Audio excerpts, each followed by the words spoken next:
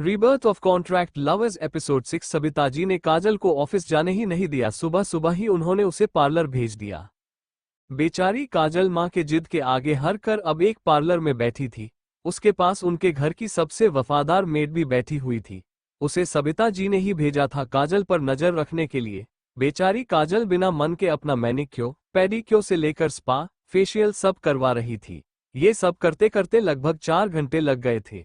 वो बुरी तरह थक गई थी। घर पहुंचकर वो सीधा सो गई। उसकी आंखें सीधा दोपहर के 5 बजे जाकर खुली। उसने जब टाइम देखा तो वो हड़बड़ा कर उठी और बाथरूम चली गई। थोड़ी देर बाद वो जब बाथरूम से निकली तो उसने देखा कि उसकी मां हाथ में एक पेपर बैग लिए खड़ी थी जिसके बाहर शनेल लिखा हुआ था। काजल ने एक बार अपनी मां को देखा और अगले ही पल उस बैग की तरफ इशारा करते हुए पूछा, मां ये क्या है? मां ने कहा, ये तुम्हारे लिए ड्रेस है, तुम आज यही पहनोगी।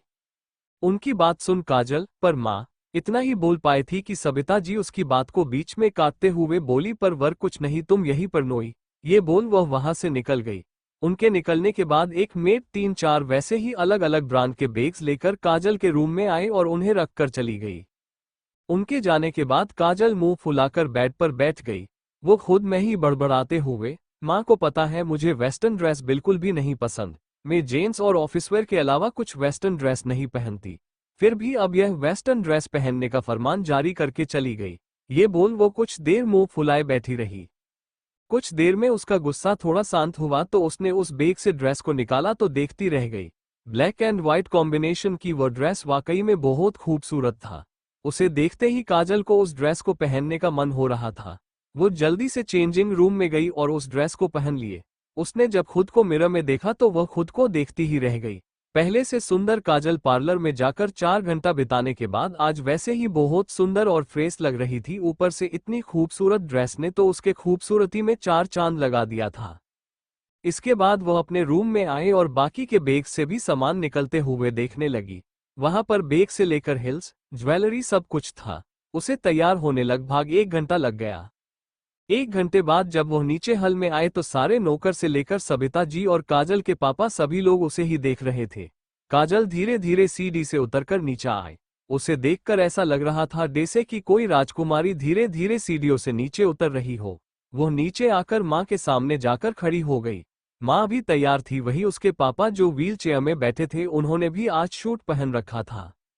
काजल जब मां के पास जाकर खड़ी हुई तो सबिता जी अपने आंख के कोने से थोड़ा काजल लेकर काजल के कान के पीछे लगाते हुए बोली, मेरी बेटी आज बहुत सुंदर लग रही है, किसी की नजर न लगे।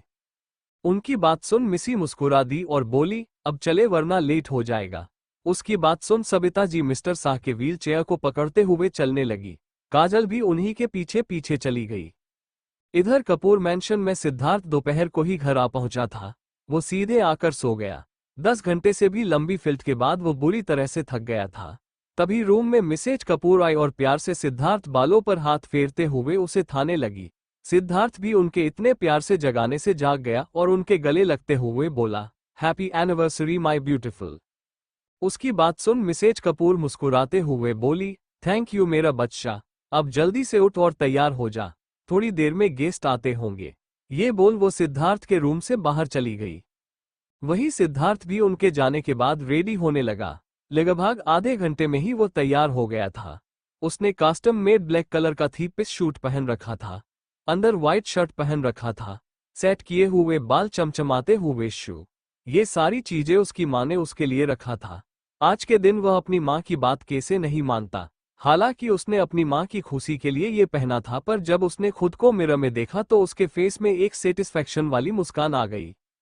तभी कोई डोर खोलकर अंदर आया। उसने पलटकर उस तरफ देखा तो पाया उसकी मां थी। मिसेज कपूर अपने हाथ में पकड़े छोटे से कपड़े के टुकड़े को सिद्धार्थ के कोट के पॉकेट में डलकर एडजस्ट करने लगी। जब उनका काम हो गया तो उन्होंने एक बार सिद्धार्थ को ऊपर से नीचे तक देखा और उसकी बलाएं लेते हुए बोली, हाय मेरा बेटा आज किसी हीरो से कम नहीं लग रहा। उनकी बात सुन सिद्धार्थ थोड़ी फ्लाटी अंदाज में बोला, हाँ अगर इस हीरो को मेरे सामने खड़ी हीरोइन से प्यार हो गया तो आपके हीरो का क्या होगा? उसकी बात सुन मिसेज कपूर झूठा गुस्सा दिखाते हुए बोली, अपनी मां से फ्लैट करता है।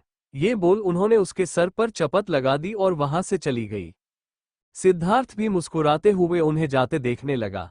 उसने अपने बाल को फिर से अच्छे से सेट किया जो मां के चपत लगाने से थोड़ा बिगाड़ गया था। वहीं मिसेज कपूर जब सिद्धार्थ के कमरे से निकलकर नीचे हॉल में आए तो उन्होंने मैन डोर के सामने एक उन्हीं के हम उम्र जोड़े को देखा। जिसे देखा वह भागकर उनके पास गई और उस औरत के गले से लग गई। मिसेज कपूर जब सिद्धार्थ के कमरे से निकलकर नीचे हॉल में आए तो उन्होंने मैन डोर के सामने एक उन्हीं के हम उम्र जोड़े को देखा। जिसे देखा वह भागकर उनके पास गई और उस औरत के गले से लग गई।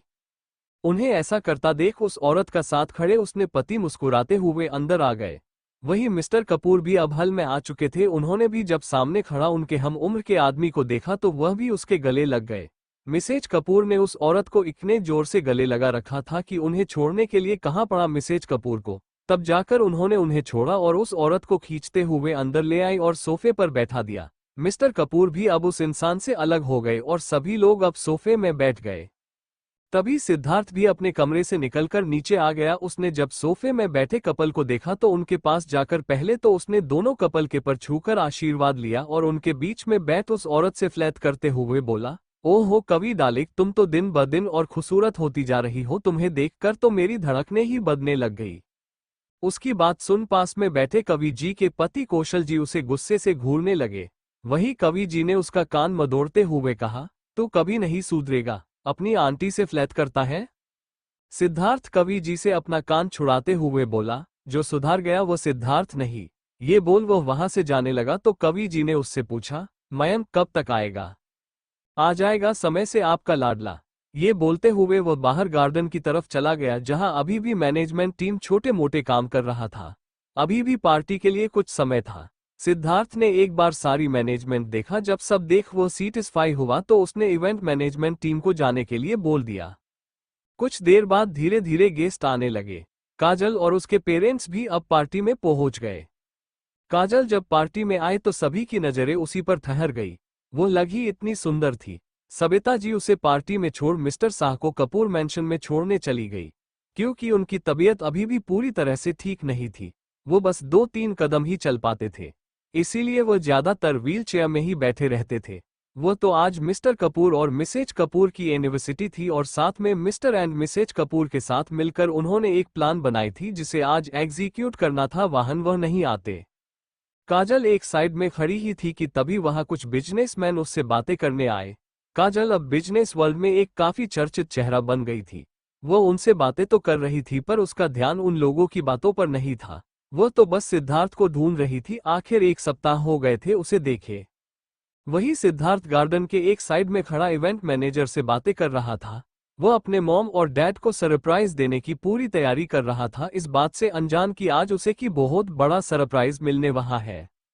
अब सबिता जी भी शाह साहब को एक गेस्ट रूम में छोड़कर पार्टी में आ गई थी। कवि जी और कौशल जी भी आ गए और काजल से मिलने लगे। तभी पार्टी में कुछ हलचल सी हुई। सभी की निगाह गेट से आते एक जोड़े पर ठहर गई। ठहरती भी कैसे नहीं, वो जोड़ा था ही इतना खूबसूरत, जैसे देखकर लगता है कि भगवान खुद उस जोड़े को बना था।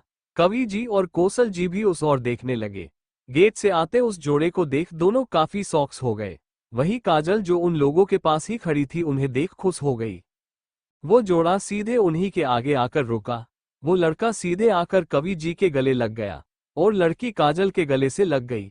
कवि जी ने उस लड़के के पीठ को सहलाते हुए कहा, आ गया मेरा बेटा। वो लड़का उनसे अलग होते हुए बोला, हाँ माँ। कवि जी उसके चेहरे को सहलाते हुए बोली, कैसा है मेरा बेटा, कितना दुबला हो गया है। सभी इंडियन मदर का पीक अप लाइन। कहा माँ मैं पहले जैसा ही हूँ, उस लड़के ने कहा। वही वो लड़की काजल से अलग होते हुए बोली, वाह यार तुम तो बहुत खूबसूरत लग रही हो। आज तो सिद्धार्थ सिर गए। अगर मैं लड़का होती तो पक्का तुम्हें आज उठाकर ले जाती। ये बोल वो हंसने लगी। उसकी बात सुन काजल शर्माते हुए उसे कोहनी मारकर बोली, मिसी तुम बहुत बेसम हो और अगर तुम मुझे उठाकर ले जाती तो उनका क्या होता। ये बोल उसने कवि जी से बातें करते हुए मयंक की तरफ इशारा करते हुए कहा। उसकी बात सुन मिसी शर्मा गई। काजल और मिसी उनसे दूर थी, इसीलिए उनकी कही गई बातें उन्हें सुनाई नहीं दे रही थी और साथ में मयंक और कवि जी की बातें उन्हें सुनाई नहीं दे रही थी। वही कवि जी और मयंक एक दूसरे में बिजी थे। दोनों कौशल जी को फुल इग्नोर कर रहे थे। तभी कौशल जी खांसने का नाटक करते हैं तो मयंक और कवि जी उनकी ओर देखने लगते हैं। मयंक उन्हें देख समझ जाता है कि वह ऐसा क्यों कर रहे थे। वह उनसे भी गले मिलता है। तभी कवि जी मिसी की ओर इशारा करते हुए बोलती है, वैसे तुम्हारे साथ को लड़की आई थी वह कौन है? उनकी सवाल सुन मयंक के फेस पर बड़ी सी मुस्कान आ जाती है। आखिर मिसी को जिद करके पार्टी में लाने का उसका मकसद तो अपने माँ पापा से ही मिलवाना था ना। वो मुस्कुराते हुए मिसी को देखते हुए उसके पास जाता है और उसे अपने माँ पापा के सामने लाते हुए कहता है, ये है मिशिका, मेरी पड़ोसी और मेरी बहुत अच्छी दोस्त। मिशिका, यह मेरे माँ पापा हैं, आज ही इंग्लैंड से आए हैं अंकल आंटी के एनिवर्सरी के लिए। मिशिका उस औरत को देख रही थी जो काफी सुंदर थी और उनका चेहरा काफी हद तक मयंक से मिलता था। उन्हें देखकर नहीं लग रहा था कि मयंक उनका बेटा है, क्योंकि वो दिखने में 30 से 35 साल की लग रही थी। उसे तो लगा था शायद वह मयंक की दीदी होंगी। जब मयंक ने उसे उस औरत को अपना माँ कहा तो मिसी चौंक गई, पर उसने जल्दी ही अपने भाव को छुपाते हुए दोनों को नमस्ते कहा। पर कवि जी ने उसके भाव पढ़ लिए थे। कवि जी में मिसी को गौर से देखा। मिसी ने एक बहुत ही सुंदर सा ब्लैक कलर का बोट नाक बॉडीकॉन ड्रेस पहन रखा था। पैर में मीडियम हाइट की हिल, चेहरे पर मेकअप के नाम पर बस आई लाइनर और होठों पर हल्के कलर की लिपस्टिक, खुले बालों को एक बाएं कंधे से आगे ला रखा था। वो इस लुक में बहुत एलिगेंट लग रही थी। उन्होंने भी सिर हिलाकर उसके नमस्ते को स्वीकारा। कवि जी मिसी से बात करने के इरादे से पूछने लगी, क्या कर रही हो, जॉब या कुछ और? मयंक ने जब कवि जी और कौशल जी का परिचय मिसी से करवाया तो मिसी ने उन्हें नमस्ते कहा। उन्होंने भी सिर हिलाकर उसके नमस्ते को स्वीकारा। कवि जी मिसी से बात करने के इरादे से पूछने लगी, क्या कर रही हो, जॉब या कुछ और? मिसी उनके सवाल का जवाब देते हुए, जी कुछ महीने पहले ही मेरी पढ़ाई पूरी हुई है। अभी तो वो बस इतना ही बोल पाई थी कि तभी मयंक उसकी बात को काटते हुए बोला, माँ आपको पता है यह उसी कुकिंग शो को विनर है जिसके बारे में मैंने आपको कुछ दिन पहले कहा था। उसकी बात सुन कवि जी मिसी का हाथ पकड़ते हुए बोली, वो बेटा आप तो बहुत टैलेंटेड हो। हाँ बहुत टैलेंटेड है। मैंने आज तक इसके हाथ के बनाए खाने से टेस्टी खाना कभी नहीं खाया, मयंक बोला। कवि जी ने मयंक को देखते हुए कहा, सच में? और नहीं तो क्या, और सबसे अच्छी बात क्या है पता है, मुझे इसके हाथ का खाना खाने को रोज मिलता है। मयंक ने कवि जी को चिढ़ाने के लिए कहा। उसे पता था उसकी माँ कहने की कितनी शौकीन है, उन्हें खाने के आगे कुछ नहीं दिखता। उसकी बात सुन कवि जी का मुंह लटक गया। उन्हें ऐसे उदास होता देख मिसी को बिल्कुल अच्छा नहीं लगा। इसीलिए उसने घूरकर मयंक को देखा जो कवि जी को चिढ़ाकर बहुत खुश था, और उसने कवि जी के हाथ को पकड़ते हुए कहा, आंटी आप उदास मत होइए, मैं आपको भी मेरे हाथ का बना खाना खिलाऊंगी। उसकी बात सुन कवि जी खुश हो गई और मिसी के गले लगते हुए बोली, थैंक यू बेटा, तुम बहुत अच्छी है। उनकी बात पर मिसी बस मुस्कुरा दी। थोड़ी देर उन लोगों से बातें करने के बाद मिसी वॉशरूम जाने के लिए एक्सक्यूज मी बोलकर वहां से जाने लगी तो मयंक ने पूछा, कहाँ जा रही हो? मिसी, वॉशरूम। मयंक, मैं चालू तुम्हारे साथ? उसकी बात सुन मिसी बड़ी बड़ी आंखें करके उसे देखने लगी। साथ में कवि जी और कौशल जी भी उसे घूरने लगे। सभी की घूरती हुई निगाहें आपने ऊपर महसूस कर मयंक झेपते हुए अपनी कही हुई बात को एक्सप्लेन करते हुए बोला, मैं मतलब था कि मिसी आजा से पहले कभी यह नहीं आई। मैं तो बस इसे रास्ता दिखाने के लिए इसके साथ जाने की बात कर रहा था। उसकी बात सुन मिसी बोली, कोई बात नहीं, मैं किसी से पूछ कर चली जाऊंगी, तुम अंकल आंटी से बात करो। ये बोल वो वहां से चली गई। उसके जाने के बाद कवि जी मयंक को देखते हुए बोली, you like her don't you? उनकी बात सुन मयंक हैरानी से अपनी माँ को देखने लगा। उसे ऐसा देखते पकड़ कवि जी बोली, माँ हूँ तेरी, सब पता है मुझे तेरे बारे में, तेरे आंखों में दिखाता है उसके लिए प्यार। उनकी बात सुन मयंक मुस्कुराते हुए अपने बालों पर हाथ मरते हुए बोला, सभी को दिखता है बस उसे ही नहीं दिखता। उसकी बात सुन कवि जी बोली, तो दिखा उसे अपना प्यार, go and confess your feelings towards her. हाँ मॉम, अब जल्दी ही मुझे अपनी फीलिंग को फेस करना पड़ेगा। ये बोल मयंक अनंत की कही गई बात को याद करने लगा। ये सुन कौशल जी बोले, दैट्स लाइक माई बॉय, तुम हमारी खानदान को परंपरा को आगे ले जा रहे हो। उनकी बात सुन मयंक मुस्कुरा दिया। कवि जी बोली, वैसे लड़की है भी बहुत प्यारी, दादी को भी यह बहुत पसंद आएगी। ऐसे ही तीनों माँ बाप और बेटे बात करने लगे। तभी पार्टी की सारी लाइट्स चली गई, चारों तरफ अंधेरा हो गया। एक स्पॉटलाइट जला उठी, सभी ने उस ओर देखा तो वहां मिस्टर एंड मिसेज कपूर खड़े थे, जो एक दूसरे का हाथ पकड़े धीरे धीरे पार्टी आ रहे थी। तभी बहुत सारे गुलाब की पंखुड़ियां उनके ऊपर आकर गिरी। दोनों एक जहां आकर रुक गए। दोनों के रुकते ही सारी लाइट्स ऑन हो गई। वो जहां खड़े थे वहां एक छोटा सा स्टेज बना था। उनके सामने बहुत सुंदर सा केक रखा था। दोनों ने मिलकर केक काटा और एक दूसरे को खिलाया। इसके बाद पार्टी में आए गेस्ट उन्हें गिफ्ट देने लगे। ये सब हो जाने के बाद दोनों स्टेज से उतरे ही थे कि सभी को सिद्धार्थ की आवाज सुनाई दी। सिद्धार्थ, लेडीज एंड जेंटलमैन, क्या आप लोगों को पार्टी में मजा आ रहा है? सभी ने हाँ हाँ कहा। सिद्धार्थ बोला, मुझे तो बिल्कुल मजा नहीं आ रहा। इस पार्टी को मजेदार बनाने के लिए मैं लेकर आया हूँ सभी के लिए कुछ सरप्राइजेस। तो चलते हैं सरप्राइज की ओर। यह बोल वो स्टेज से नीचे उतर गया। उसके उतरते ही एक लड़का और लड़की जिन्होंने पुराने जमाने के कपड़े पहन रखा थे वो स्टेज पर चढ़ गए। उनके कपड़े देखकर लग रहा था कि यह 90s के जमाने के कॉलेज गोइंग कपड़े हैं। सभी की आंखें स्टेज पर खड़े दोनों लड़का और लड़की पर थे। वो लड़की हाथ में बुक्स लिए उन्हीं को देखते हुए एक तरफ से आ रही थी। वहीं दूसरी तरफ से वो लड़का अपने एक दोस्त से बातें करते हुए आ रहा था। उसका ध्यान बिल्कुल भी आगे नहीं था। हंसी मजाक में उस लड़के के दोस्त ने उसे धक्का दे दिया जिस वजह से वह आगे से आती लड़की से टकरा गया। वो लड़की धड़ाम से फ्लो पर गिर गई, साथ में उसके हाथ में पकड़े बुक्स भी गिर गए। ये देख उसका दोस्त वहां से भाग गया। गिरने के वजह से उस लड़की को चोट आ गई थी। वो दर्द में कराह उठी।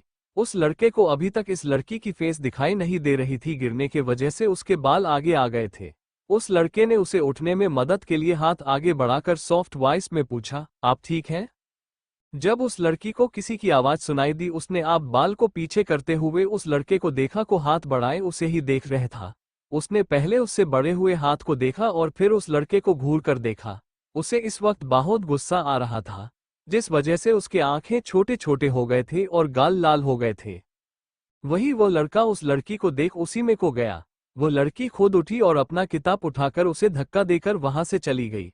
वो लड़का धक्के कारण खुद को संभाल नहीं पाया और गिर गया। ये सीन देखकर पार्टी में आए सभी लोग हंसने लगे। वही मिस्टर और मिसेज कपूर एक दूसरे को देख मुस्कुरा दिए। पार्टी में पूरा धमाल चल रहा था। स्टेज पर एक लड़का और लड़की कोई नाटक दिखा रहे थे। सभी आगे चल रही सीन को देख हंस रहे थे। वही मिस्टर और मिसेज कपूर उसे सीन को देख एक दूसरे को देखने लगे और मुस्कुरा दिए। आगे चल रही सीन को देख उन दोनों को पहली मुलाकात याद आ गई। उनकी पहली मुलाकात बिल्कुल वैसे ही हुई थी जैसा सामने दिखाया जा रहा था। इसके बारे में वहां खड़े कुछ लोगों के अलावा किसी को पता नहीं था। खैर, इस सीन के बाद आगे दूसरे सीन्स चलने लगे।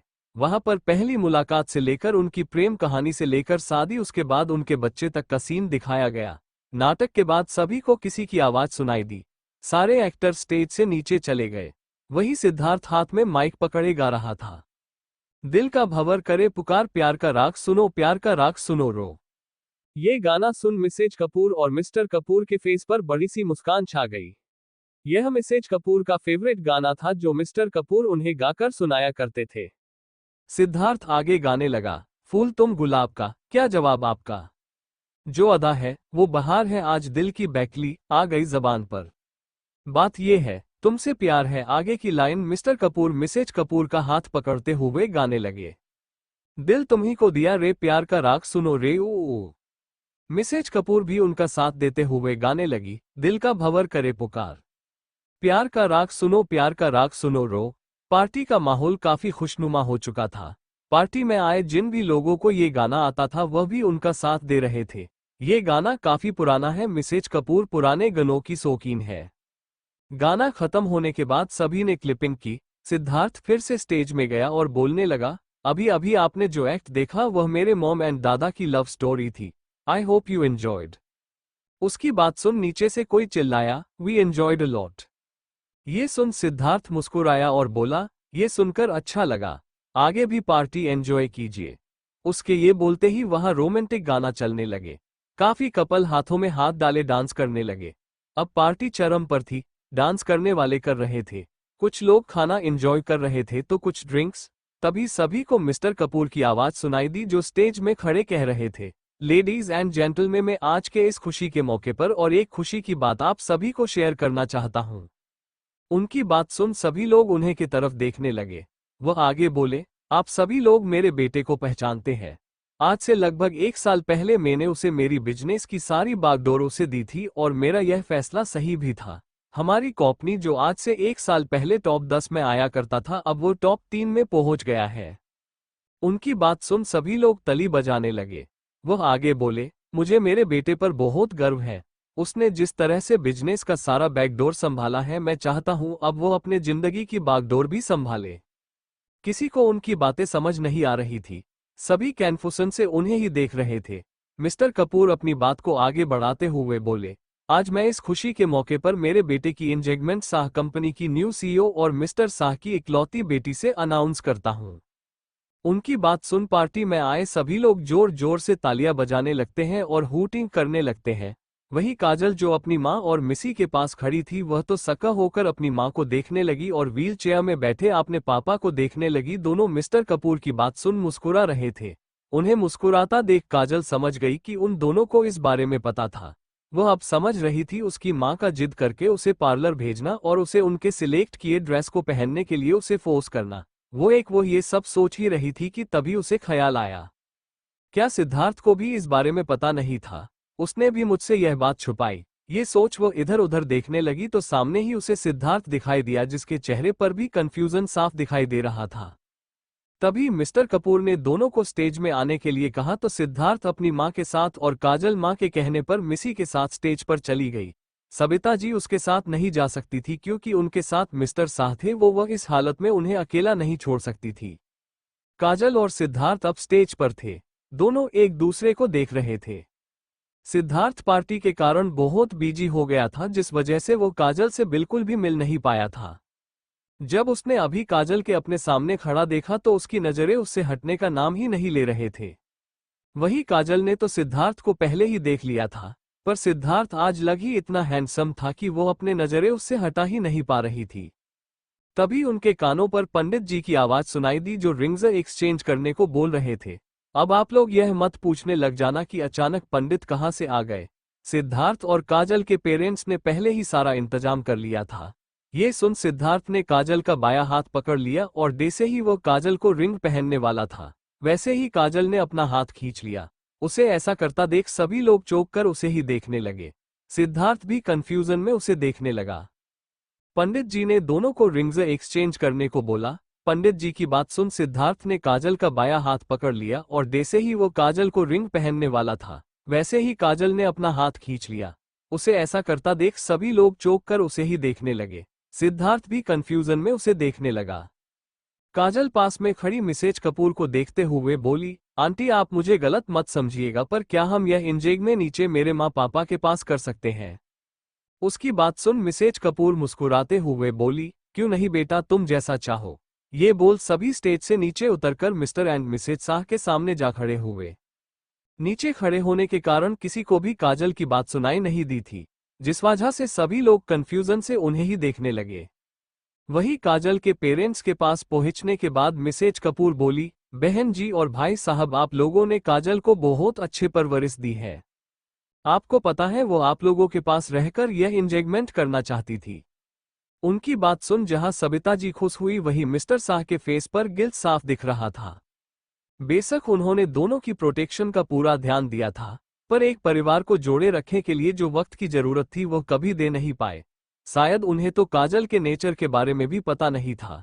वो ये सब सोच ही रहे थे कि तभी उन्हें तालियों की आवाज सुनाई दी। उन्होंने सामने देखा तो सिद्धार्थ काजल को रिंग पहन रहा था। सिद्धार्थ के रिंग पहनने के बाद काजल ने भी सिद्धार्थ को रिंग पहन दी। उसके बाद दोनों ने बड़ों का आशीर्वाद लिया। इसके बाद माहौल और ज्यादा खुशियों वाला हो गया।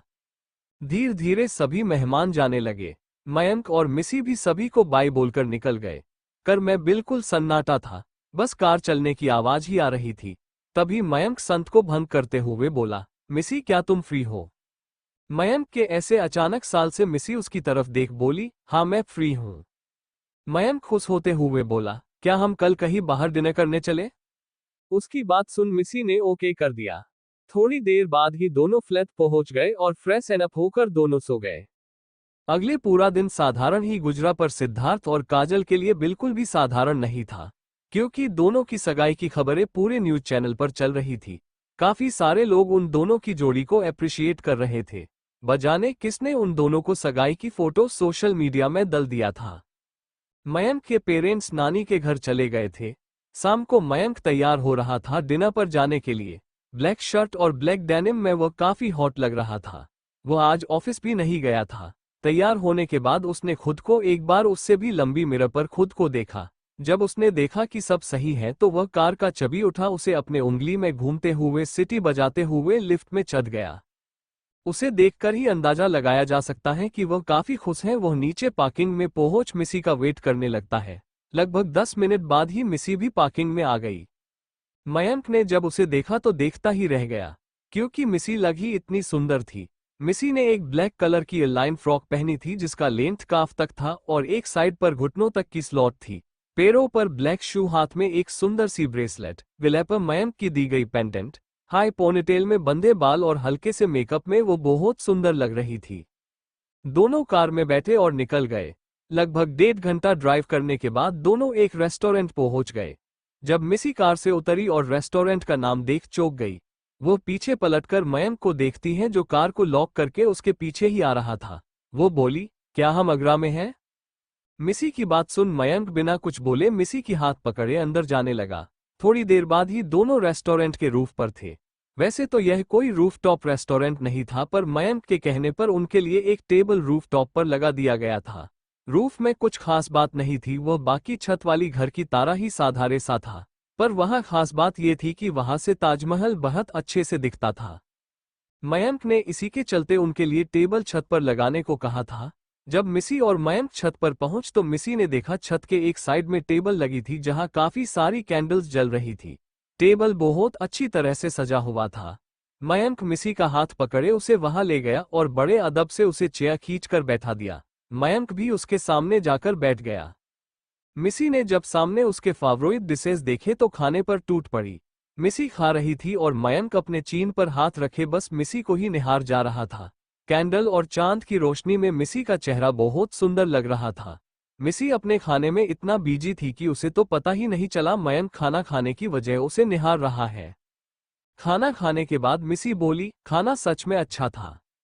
उसकी बात सुन मयंक बोला, तुम्हें अच्छा लगा ये जानकर मुझे खुशी हुई। तुम्हारे लिए एक सरप्राइज है। उसकी बात सुन मिसी बोली, कैसा सरप्राइज? ये सुन मयंक उसके पास आया और एक हाथ पकड़कर दूसरे हाथ से उसके आंखों के सामने रख उसे एक तरफ ले जाने लगा। मिसी भी बिना कुछ कहे उसके साथ जाने लगी। एक जगह आकर मयंक रुक गया और उसने मिसी के आंखों के आगे से अपना हाथ भी हटा दिया। मिसी ने जब सामने देखे तो वह खुद को वाव बोलने से नहीं रोक पाए, क्योंकि सामने ताजमहल चांद के रोशनी में चमक रहा था। वह दिखने में इतना सुंदर लग रहा था कि मिसी तो उसके सुंदरता पर खो गई। वो अभी ताजमहल की सुंदरता को निहार ही रही थी कि उसे पीछे से मयंक की आवाज सुनाई दी, जो बोल रहा था, मिसी मुझे तुमसे कुछ कहना है। उसकी गंभीर आवाज सुन मिसी मयंक की तरफ पलट गई। मयंक बोला, मिसी मैं तुमसे अब और फ्रेंड बनकर नहीं रह सकता। उसकी बात सुन मिसी का मन धक से रह गया। मिसी अभी ताजमहल की सुंदरता को निहार ही रही थी कि उसे पीछे से मयंक की आवाज सुनाई दी, जो बोल रहा था, मिसी मुझे तुमसे कुछ कहना है। उसकी गंभीर आवाज सुन मिसी मयंक की तरफ पलट गई। मयंक बोला, मिसी मैं तुमसे अब और फ्रेंड बनकर नहीं रह सकता। उसकी बात सुन मिसी का मन धक से रह गया। उसके आंखों से आंसू बहने लगे। हल्की उजाले में मयंक को मिसी एक आंखों में आंसू दिखाई नहीं दे रही थी। उसने आगे बोला, मिसी मैं तुमसे सिर्फ फ्रेंड बनकर नहीं रह सकता, मैं उससे आगे जाना चाहता हूँ। ये बोल वो घुटनों के बाल बैठकर अपने पीछे छुपा रखे डेजी का एक गुलदस्ता मिसी के सामने बढ़ते हुए बोला, I want you to be my girlfriend. Will you be my girlfriend? उसकी यह बात सुन कुछ देर पहले जी आंखों में आंसू थे वो अब बड़े बड़े हो गए। मिसी कुछ पल के लिए कुछ बोल नहीं पाए। मयंक अब भी वैसे ही बैठा था। मिसी को जब होश आया तो वह भी घुटनों के बाल बैठ गई और मयंक के गुलदस्ता पकड़े हाथ को पकड़ बस हाँ में सिर हिलाने लगी। उसे हाँ में गर्दन हिलाता देख मयंक ने उसे गले से लगा लिया और बोला, I love you मिसी, I love you so much. मिसी भी जवाब में, I love you too. Mayank ये सुनते ही मयंक का पकड़ मिसी के ऊपर और कस गई। थोड़ी देर ऐसे ही रहने के बाद दोनों की घुटने पर दर्द महसूस हुआ तो दोनों खड़े हो गए। दोनों अभी भी एक दूसरे की आंखों में देख रहे थे। दोनों ही एक दूसरे में खोए एक दूसरे के करीब आते जा रहे थे। दोनों अब इतना करीब आ गए थे कि उन्हें एक दूसरे की सांसें घुलती हुई सी महसूस हो रहा था। इतनी नजदीकी के चलते मिसी की आंखें खुद अब खुद बंद हो गए। वो बस मयंक के होठों को अपने होठों महसूस करने का वेट कर रही थी। मयंक ने भी झुककर मिसी को किस कर लिया। ये किस होठ की जगह माथे पर था। मिसी ने जब माथे पर मयंक के होठों का स्पर्श पाया तो उसने झट से अपनी आंखें खोल ली। उसने थोड़ी नाराजगी से मयंक को देखा। उसे पता था मयंक ने मिसी के बारे में सोचकर ही उसे होठों पर किस नहीं किया। मिसी ने उच्च के मयंक के होठों पर एक सॉफ्ट किस कर ली। उस ऐसा करता देख मयंक ने बड़ी बड़ी आंखें कर उसे घूर। मयंक को ऐसे खुद को घूरता देख मिसी बोली, घूर क्यों रहे हो, मैंने अपना हक लिया है तुमसे। मुझे मेरा पहला किस मेरे प्यार के साथ करना था, वही किया मैंने। उसकी बात सुन मयंक के फेस पर स्माइल आ गई। वो अपने होठों पर डेविल वाली स्माइल लेकर बोला, अच्छा तो तुम उसे किस कहती हो। मिसी को बहुत शर्म आ रही थी। वह शर्म के मारे मयंक को देख नहीं पा रही थी। वो बस अपना सिर झुकाए खड़ी थी। जब उसने मयंक की बात सुनी तो उसे और भी ज्यादा शर्म आ रही थी। उसने धीरे से हाँ मैं सिर हिला दिया। मयंक ने मिसी को झट से अपने पास किया और उसके कमर पर हाथ रख थोड़ा से झुककर मिसी के लिप्स पर अपने लिप्स रख दिए। मयंक के अचानक इस मूव से मिसी चौंक गई और अपनी बड़ी बड़ी आंखों से मयंक को देखने लगी। मयंक ने एक हाथ मिसी के आंखों पर रख दिया तो मिसी ने अपनी आंखें बंद कर ली। अब वो मयंक के किस को फील करने लगी। ये दोनों का ही पहल किस था। मयंक की दीदी दुर्गा जी बहुत स्ट्राइक थी, जिस वजह से मयंक की कभी भी कोई गर्लफ्रेंड नहीं बनी और उसने आज तक कभी भी किसी को किस नहीं किया था। लगभग 7 मिनट के किस के बाद दोनों अलग हुए और लंबी लंबी सांस लेने लगे। मयंक झुककर मिसी के कान के पास जाकर बोला, इसे कहते हैं किस। ये बोल उसने मिसी के कान पर किस कर लिए। मयंक के इस हरकत पास मिसी के रोंगटे खड़े हो गए। उसने मयंक के सीने में हल्के हाथों से मारा और उसके सीने पर मुंह छुपा लिया। थोड़ी देर बाद दोनों वहां से निकल गए। दोनों को बिल्कुल भी अंदाजा नहीं था कि किसी ने उनकी सारी हरकतें देख ली थी। इस बात से अनजान दोनों गाड़ी में बैठ घर की ओर निकल गए। गाड़ी में काफी देर तक शांति छाई रही। मिसी ने उस शांति को तोड़ते हुए पूछा, वैसे मयंक तुम्हें मुझसे कब प्यार हुआ, तुम्हें कब लगा कि तुम मुझसे प्यार करने लगे हो। मिसी की सवाल सुन मयंक हल्के से मुस्कुराया और बोला, अगर तुम पूछो कि कब मुझे तुमसे प्यार हुआ, उसका जवाब तो मैं खुद नहीं दे सकता। शायद पहले ही दिन जब तुम मुझसे टकराई थी, तब मेरा दिल जोर जोर से धड़क रहा था। दोनों उनकी पहली मुलाकात के बारे में सोचकर मुस्कुराने लगे। मयंक ने आगे बोला, रही बात रियलाइजेशन की तो वह भी धीरे धीरे हो ही गया। मयंक ने भी सेम सवाल मिसी से पूछा। मिसी बोली, जिस दिन मैंने अपने पास्ट के बारे में बताया था और तुमने मुझे जिस तरह संभाला था, उस दिन मेरा दिल किसी के लिए धड़का था। रियलाइजेशन तो मुझे काजल ने करवाया। मयंक ने पूछा, वो कैसे।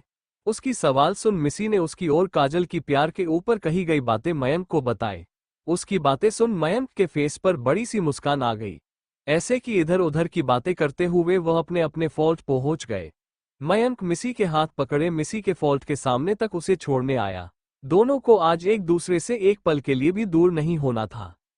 मयंक ने खुद को फीलिंग को कंट्रोल किया और मिसी के फ्लैट का डोर खोलकर उसे अंदर की तरफ हल्के से पुश किया और बिना कुछ बोले और बिना पलटे वहां से जाने लगा, क्योंकि उसे पता था कि अगर वो एक बार भी पीछे पलटा तो वो खुद के फीलिंग को काबू नहीं कर पाएगा।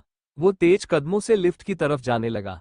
तभी किसी ने उसके आगे आकर ऐसा कुछ किया कि मयंक की आंखें फहल गई।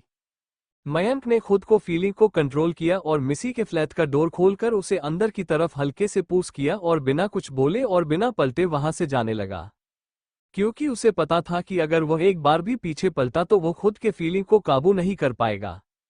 वो तेज कदमों से लिफ्ट की तरफ जाने लगा। तभी मिसी पीछे से भागकर आई और मयंक के सामने खड़ी हो गई, जिससे मयंक चौंक गया। वो अभी मिसी को देख ही रहा था कि तभी मिसी ने मयंक के गाल पर किस कर लिया और बोली, ये रहा गुड नाइट किस। ये बोल वो वहां से भाग गई। मयंक अभी अभी जो कुछ भी हुआ उसे माइंड में प्रोसेस करने की कोशिश कर रहा था। जब उसे एहसास हुआ कि अभी अभी मिसी ने क्या किया तो उसके फेस पर बड़ी सी मुस्कान छा गई। वो मुस्कुराते हुए ही अपने फ्लैट चला गया। कुछ देर बाद दोनों अपने अपने बेड पर लेटे हुए थे। आज दोनों के आंखों पर नींद नहीं थी। दोनों को रह रहकर आज की सारी घटना याद आ रही थी। एक दूसरे के ख्याल में खोए हुए दोनों की आंखें देर रात को लगी। ऐसे ही कुछ दिन बीत गया। इस बीच सिद्धार्थ, काजल और मयंक मिसी की प्यार परवान चढ़ रही थी। ऐसे ही एक दिन मिसी को मां का कॉल आया। वो उसे घर आने के लिए बोल रही थी। मिसी ने 2 दिन बाद आने का बोल दिया था। उसने बोल तो दिया कि वह आ जाएगी, पर उसे इस बात का डर भी लग रहा था कि वह अपने पापा को कैसे फेस करेगी। इसी चिंता में उसने सारा दिन बीता दिया। शाम को जब मयंक ऑफिस से आया, काजल खाना बना रही थी। आज उसने अपने घर पर ही दोनों के लिए खाना बनाया था। थोड़ी देर बाद मयंक एक टी शर्ट और एक शॉर्ट्स पहने मिसी के फ्लैट पर आ गया। मिसी ने खाना टेबल पर सजाया। दोनों खाना खाने लगे। आज टेबल में शांति थी जो आज से पहले कभी नहीं हुआ था। वो दोनों जब भी खाना खाने बैठते तभी दोनों के बीच दुनिया जहां की बातें आती करने के लिए। मयंक मिसी को काफी अच्छे से अब्जॉर्ब कर रहा था। वो कब से मिसी से बात करना चाह रहा था पर मिसी उसकी बातों में ये तो हाँ मैं सिर हिलाती या तो हम कहती। खाना खाने के बाद मयंक ने बर्तन साफ करने में मिसी की हेल्प की। इन सब के बाद दोनों सोफे पर बैठ गए। मिसी अपना सर मयंक के कंधे पर रख बैठी रही। कुछ देर ऐसे ही बैठे रहने के बाद मयंक से रहा नहीं गया तो उसने पूछ लिया, मिसी क्या हुआ है? मैं तुम्हें कब से देख रहा हूं, तुम टेंशन में लग रही हो, क्या बात है बताओ मुझे। मयंक की बात सुन मिसी मयंक को देखते हुए मन में इसे कैसे पता चला कि टेंशन में हूं या कुछ सोच रही हूं। मयंक मिसी की मन की बात समझते हुए बोला, क्योंकि जो बातें तुम मुंह से नहीं कहती ना वो तुम्हारी आंखें बोल देती हैं। अब बताओ क्या बात है। मिसी मयंक की बात सुन थोड़ा झेप गई, फिर उसने सारी बातें बता दी। मयंक ने मिसी की सारी बातें ध्यान से सुना और बोला, मिसी वो तुम्हारे पापा है। हाँ हो सकता है वह तुमसे नाराज हो, तुमसे बात नहीं कारण चाहते हो, पर मिसी वो तुमसे कितना भी गुस्सा हो पर कभी भी वो तुमसे नफरत नहीं कर सकते। मिसी बड़े ध्यान से मयंक की बातें सुन रही थी। मयंक आगे बोला, वैसे भी क्या पता कि तुम्हारे पापा तुम्हारा इंतजार कर रहे हो। मिसी मयंक को बात ध्यान से सुन रही थी और समझ भी रही थी। उसे अब अपने पापा से सामना करने के लिए हिम्मत मिल रही थी। कुछ देर ऐसे ही बातें करने के बाद मिसी अपने फ्लैट में जाने लगी। मयंक उसे दरवाजे तक छोड़ने आया। मिसी बाहर निकलते हुए गुड नाइट बोल जाने को हुई तो मयंक बोला, तुम्हें नहीं लगता कि तुम कुछ भूल रही हो? मिसी ने नासमझी में उसे देखा। मयंक ने उसे कमर से पकड़ के अपने करीब कर लिया और झुककर उसके होठों पर अपने होठ रख डीपी किस करने लगा। मयंक के इस सडेंट मूव से पहले तो मिसी चौंकी, फिर वह भी उसका साथ देने लगी। लगभग 5 मिनट के डीप किस के बाद मयंक ने मिस को छोड़ा और सिडेक्टिव वॉइस में बोला, मेरा गुड नाइट किस मैंने ले लिया। उसकी बात सुन मिसी शर्मा गई और जल्दी से अपने फ्लैट की तरफ चली गई। वहीं मयंक मिसी की इस हरकत से मुस्कुरा दिया। एक खूबसूरत से कमरे में एक लड़का और लड़की बेतहसा एक दूसरे को चूमे जा रहे थे। लड़की की हाथ लड़के की बालों में घूम रही थी, वही लड़का लड़की के सारे जिस्म को उसके ओवरसाइज टी शर्ट के ऊपर से ही सहला रहा था। तभी लड़के की हाथ धीरे धीरे लड़की के टी शर्ट के अंदर जाने लगी। लड़की मर्दानी स्पर्श को महसूस कर सिहर रही थी। लड़के की हाथ धीरे धीरे कमर से होते हुए उसके पीठ तक पहुंच गई। जैसे जैसे लड़के का हाथ ऊपर जा रहा था वैसे वैसे ही उनका किस और ज्यादा पासनेत होता जा रहा था। तभी लड़के ने लड़की के ब्रा का हुक खोलने की कोशिश की तो लड़की जैसे अपने होश में आए वो लड़के से अलग हुई और उसके हाथ को पकड़ लिया। लड़का समझ गया कि वह उसे इससे आगे बढ़ने की इजाजत नहीं देगी। उसने अपना हाथ उसके टी शर्ट के अंदर से निकाला और लड़की के गले में किस करने लगा। तभी उसने लड़की के गले में काट लिया जिससे लड़की को में से हल्की सी चीख निकल गई। तभी डोर पर दोनों को किसी की नोक करने की आवाज सुनाई दी तो दोनों हड़बड़ा गए। एक खूबसूरत कमरे में एक लड़का और लड़की अपने प्यार में डूब ही रहे थे कि तभी कमरे के डोर पर दस्तक हुई। डोर को बाहर से एक औरत नोक करते हुए बोली, काजल बेटा क्या कर रही है हो, दरवाजा खोलो। दूसरी तरफ से अपनी मां की आवाज सुन काजल हड़बड़ा गई और उससे चिपके हुए सिद्धार्थ को देखने लगी, जो अभी भी काजल के खुशबू में खोया हुआ था। उसने सिद्धार्थ को होश में लेट हुए कहा, सिद्धार्थ मां। सिद्धार्थ मधोसी में ही बोला, तो क्या करूं? काजल उसे दूर करते हुए बोली, मां दरवाजे पर है। ये सुन सिद्धार्थ भी हड़बड़ा गया। वो हड़बड़ा कर सोफे से उठा और इधर उधर भागकर छिपने की जगह ढूंढने लगा। सिद्धार्थ को ऐसे हड़बड़ाता देख वो सिद्धार्थ का हाथ पकड़कर बेलकन में ले जाकर वहां छोड़कर आए और बालकनी के दरवाजे को बंद कर पर्दा खींच लिया। इतनी देर तक सबिता जी काफी बात काजल को बुला रही थी। काजल बस बार बार आई मां ही बोल रही थी। अब सबिता जी को गुस्सा आने लगा था। वो वैसे से जाने के लिए मुड़ी ही थी कि तभी काजल ने डोर खोल दिया। दरवाजा खुलने की आवाज सुन सबिता जी पीछे मुड़ी तो देखा काजल पसीने में लथपथ खड़ी थी। बाल बिखरे हुए थे, कपड़े भी अस्त व्यस्त हो गए थे। उन्होंने काजल के माथे में आए पसीने को पोंछते हुए पूछा, क्या हालत बना रखा है अपना? क्या कर रही थी जो इतनी देर लगा दरवाजा खोलने में? ये बोल वो रूम के अंदर चली गई। काजल झूठ बोलते हुए, अरे माँ कुछ नहीं, मैं तो एक फाइल ढूंढ रही थी, मिल नहीं रही थी, काफी इंपॉर्टेंट फाइल थी। उसकी बात सुन सबिता जी बोली, मैं मदद कर दूं ढूंढने में। उनकी बात सुन काजल हड़बाते हुए, नहीं मां कोई जरूरत नहीं। उसकी बात सुन सबिता जी उसे घूरने लगी। काजल सफाई देते हुए बोली, मेरा मतलब है को मुझे लगता है मैं ऑफिस में ही भूल आई और अभी घर पर खोज रही हूँ। सबिता जी ने हाँ में सिर हिला दिया। काजल ने पूछा, वैसे आप क्यों आई थी? सबिता जी आपने हाथ में पकड़े दूध का ग्लास टेबल में रखते हुए बोली, मैं तो बस तुम्हें ये दूध देने आई थी। वैसे तुम्हें इतना पसीना क्यों आ रहा है, तबीयत तो ठीक है ना? सबिता जी फिक्र से बोली। काजल, अरे नहीं नहीं माँ, मुझे कुछ नहीं हुआ, बाद में काफी देर से उस फाइल को ढूंढने की कोशिश कर रही थी ना, इसी वजह से पसीना आ रहा है। सबिता जी हाँ में सिर हिलाते हुए बेलकॉन की तरफ जाने लगी। ये देख काजल की तो डेसे से स्थित थम गई। सबिता जी बेलकोनी की तरफ जाते हुए बोली, अगर तुम्हें गर्मी लग रही है तो बिकनी का दरवाजा खोलकर रखना चाहिए। ये बोल उन्होंने डोर खोल दिया। काजल उन्हें रोकने के लिए आगे बढ़ी ही थी, तब तक वह दरवाजा खोल चुकी थी। काजल ने डर से अपनी आंखें मिच ली। वो अब डांट खाने के लिए बिल्कुल तैयार थी। तभी सबिता जी बोली, देखी कितनी अच्छी हवा चल रही है। आजकल के बच्चों को तो बस ऐक की हवा ही खानी है। सबिता जी को इतना नॉर्मल देख काजल ने आंखें खोली और उस तरफ देखने लगी। जैसे ही उसने आंखें खोली वो सामने बेल्कनी का नजारा देख चौंक गई। वह बात सबिता जी खड़ी थी, सिद्धार्थ वहां नहीं था। वो जल्दी एस बेल्कनी में आए और इधर उधर देखने लगी। वो मन में, अब ये कहाँ चला गया? हाय गाइस, आज का चैप्टर छोटा है। मैं आज बहुत बिजी थी इसलिए छोटा चैप्टर हाई लिख पे। आज के लिए इतना ही, मिलते हैं अगले चैप्टर में। बाय। एक खूबसूरत कमरे में एक लड़का और लड़की अपने प्यार में डूब ही रहे थे कि तभी कमरे के डोर पर दस्तक हुई। डोर को बाहर से एक औरत नोक करते हुए बोली, काजल बेटा क्या कर रही है हो, दरवाजा खोलो। दूसरी तरफ से अपनी मां की आवाज सुन काजल हड़बड़ा गई और उससे चिपके हुए सिद्धार्थ को देखने लगी, जो अभी भी काजल के खुशबू में खोया हुआ था। उसने सिद्धार्थ को होश में लेट हुए कहा, सिद्धार्थ मां। सिद्धार्थ मधोसी में ही बोला, तो क्या करूं? काजल उसे दूर करते हुए बोली, मां दरवाजे पर है। ये सुन सिद्धार्थ भी हड़बड़ा गया। वो हड़बड़ा कर सोफे से उठा और इधर उधर भागकर छिपने की जगह ढूंढने लगा। सिद्धार्थ को ऐसे हड़बड़ाता देख वो सिद्धार्थ का हाथ पकड़कर बेलकन में ले जाकर वहां छोड़कर आए और बालकनी के दरवाजे को बंद कर पर्दा खींच लिया। इतनी देर तक सबिता जी काफी बात काजल को बुला रही थी। काजल बस बार बार आई मां ही बोल रही थी। अब सबिता जी को गुस्सा आने लगा था। वो वैसे से जाने के लिए मुड़ी ही थी कि तभी काजल ने डोर खोल दिया। दरवाजा खुलने की आवाज सुन सबिता जी पीछे मुड़ी तो देखा काजल पसीने में लथपथ खड़ी थी। बाल बिखरे हुए थे, कपड़े भी अस्त व्यस्त हो गए थे। उन्होंने काजल के माथे में आए पसीने को पोंछते हुए पूछा, क्या हालत बना रखा है अपना? क्या कर रही थी जो इतनी देर लगा दरवाजा खोलने में? ये बोल वो रूम के अंदर चली गई। काजल झूठ बोलते हुए, अरे माँ कुछ नहीं, मैं तो एक फाइल ढूंढ रही थी, मिल नहीं रही थी, काफी इंपॉर्टेंट फाइल थी। उसकी बात सुन सबिता जी बोली, मैं मदद कर दूं ढूंढने में। उनकी बात सुन काजल हड़बाते हुए, नहीं माँ कोई जरूरत नहीं। उसकी बात सुन सबिता जी उसे घूरने लगी। काजल सफाई देते हुए बोली, मेरा मतलब है को मुझे लगता है मैं ऑफिस में ही भूल आई और अभी घर पर खोज रही हूँ। सबिता जी ने हाँ में सिर हिला दिया। काजल ने पूछा, वैसे आप क्यों आई थी? सबिता जी आपने हाथ में पकड़े दूध का ग्लास टेबल में रखते हुए बोली, मैं तो बस तुम्हें ये दूध देने आई थी। वैसे तुम्हें इतना पसीना क्यों आ रहा है, तबीयत तो ठीक है ना? सबिता जी फिक्र से बोली।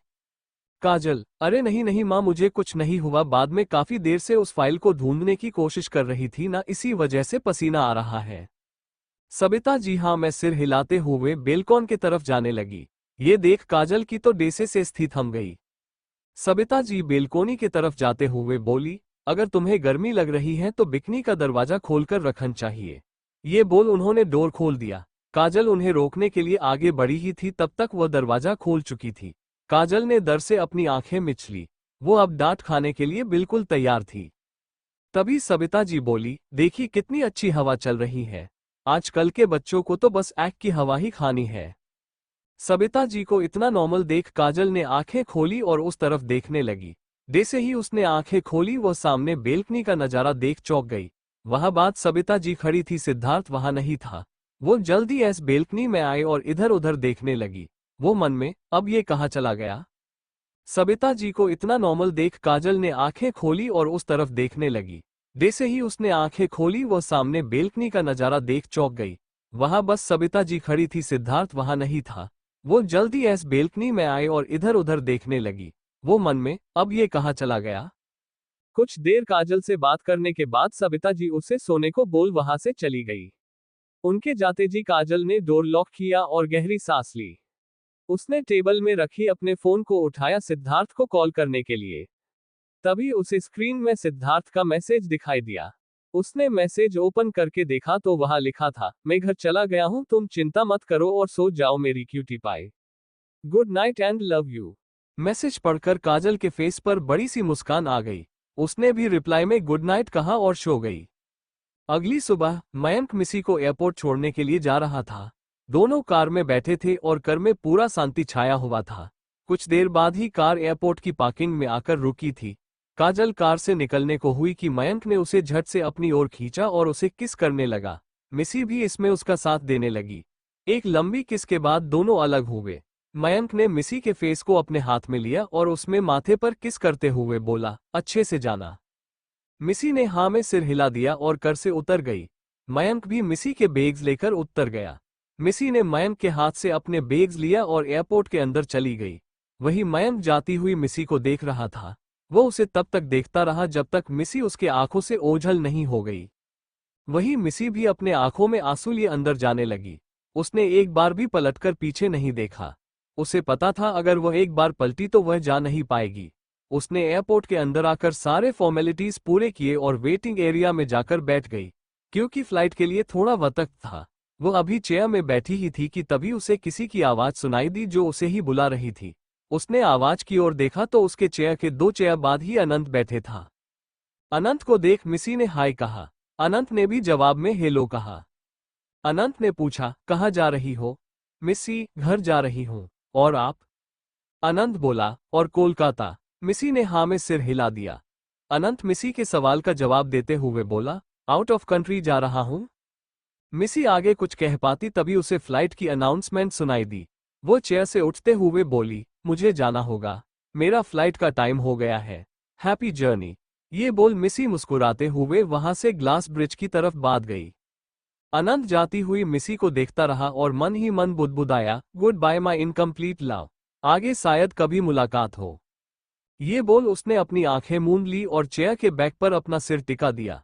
उसे उस दिन की याद आने लगी जब मयंक ने मिसी को प्रपोज किया था। उस दिन वो अपने एक रेस्टोरेंट के विजिट पर गया था। हालांकि यह रेस्टोरेंट बहुत बड़ा नहीं था पर काफी सुंदर और फेमस भी था। इसकी खास बात यह थी कि इस रेस्टोरेंट का खाना काफी अच्छा होता था और ये ताजमहल के काफी पास में था, जिस वजह से ये काफी लोग आया करते थे। अनंत ने इस रेस्टोरेंट का सारा काम सी के पहले मालिक के बेटे को दे रखा था। दरअसल ये रेस्टोरेंट पहले एक ढाबा हुआ करता था। इसके मालिक का काफी साल पहले मौत हो गई थी और उनके बच्चे काफी छोटे थे तब, जिस कारण उन्होंने इसे अनंत के पापा को बेच दिया। उन्होंने उस ढाबा को तोड़कर रेस्टोरेंट बनवाया। अब इसका सारा काम ढाबे का मालिक का बेटा देखता था। खैर, अनंत रेस्टोरेंट का जाए ले हो रहा था तभी उसे किसी का कॉल आया। उसने कॉल रिसीव किया पर नेटवर्क प्रॉब्लम की वजह से उसे कुछ सुनाई नहीं दिया।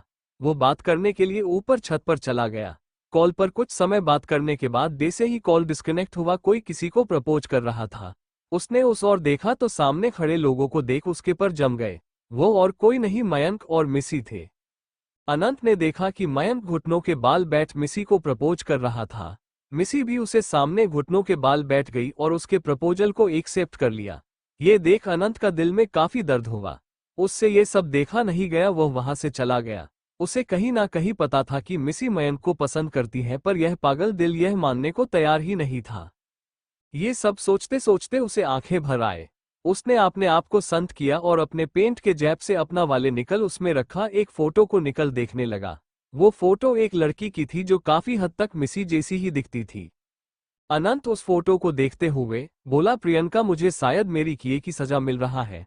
जब तुम मेरे पास थी तब मैंने तुम्हारी कोई कदर ही नहीं की। अब जब तुम मेरे पास नहीं हो तो मैं सभी लड़की में तुम्हें ढूंढने की कोशिश करता हूँ। शायद मैं मिशिका में भी तुम्हें ही ढूंढने की कोशिश कर रहा था। वैसे भी वह काफी हद तक तुम्हारी जैसे है, दिखने में भी तुम जैसी, उसका स्वभाव भी काफी हद तक तुमसे मिलता जुलता है। शायद इसीलिए मैं उससे अट्रैक्ट हो गया था। ये सोच वो उस फोटो को प्यार से देखने लगता है।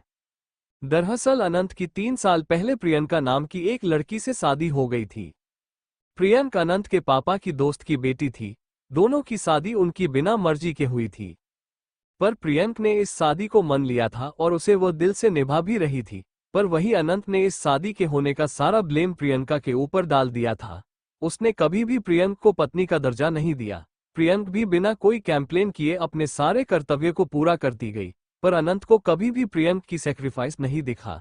इस ही 2 साल बीत गए, उनका रिश्ता बाद से बदतर होता चला गया।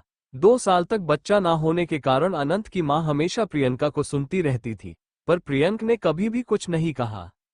ऐसे ही एक दिन अनंत की मां ने उनके सभी दोस्तों के सामने प्रियंका की बहुत बेइज्जती की, जिसे सहन न कर पाने की वजह से प्रियंक भागकर घर से निकल गई। घर से निकला कुछ दूर ही चली थी, तभी उसका एक्सीडेंट हो गया। इस एक्सीडेंट में अनंत ने प्रियंका को खो दिया। उसके जाने के बाद अनंत को प्रियंक की अहमियत पता चली, पर अब बहुत देर हो चुकी थी। अनंत ये सब सोच ही रहा था, उसे अनाउंसमेंट सुनाई दी जो इसके फ्लाइट की थी। उसने उस फोटो में एक बार प्यार से हाथ फेरा और उसे फिर से अपने वॉलेट पर रख चेयर से खड़ा हुआ और ग्लास ब्रिज की तरफ भाग गया। क्या होने वाला है आगे? क्या होगा जब मिसी पहुंचेगी अपने घर? क्या मिसी के पापा उसे माफ कर देंगे? जानने के लिए पढ़ते रहिए ये कहानी। कुछ दिनों से मैं कुछ बिजी चल रही हूँ, कुछ पर्सनल काम की वहां से, जिस कारण मैं चैप्टर अपलोड नहीं कर पाए। इसके लिए मैं माफी मांगना चाहती हूँ।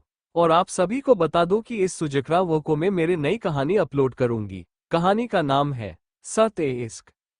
ये कहानी है वंश मल्होत्रा और आशिका दत्त की।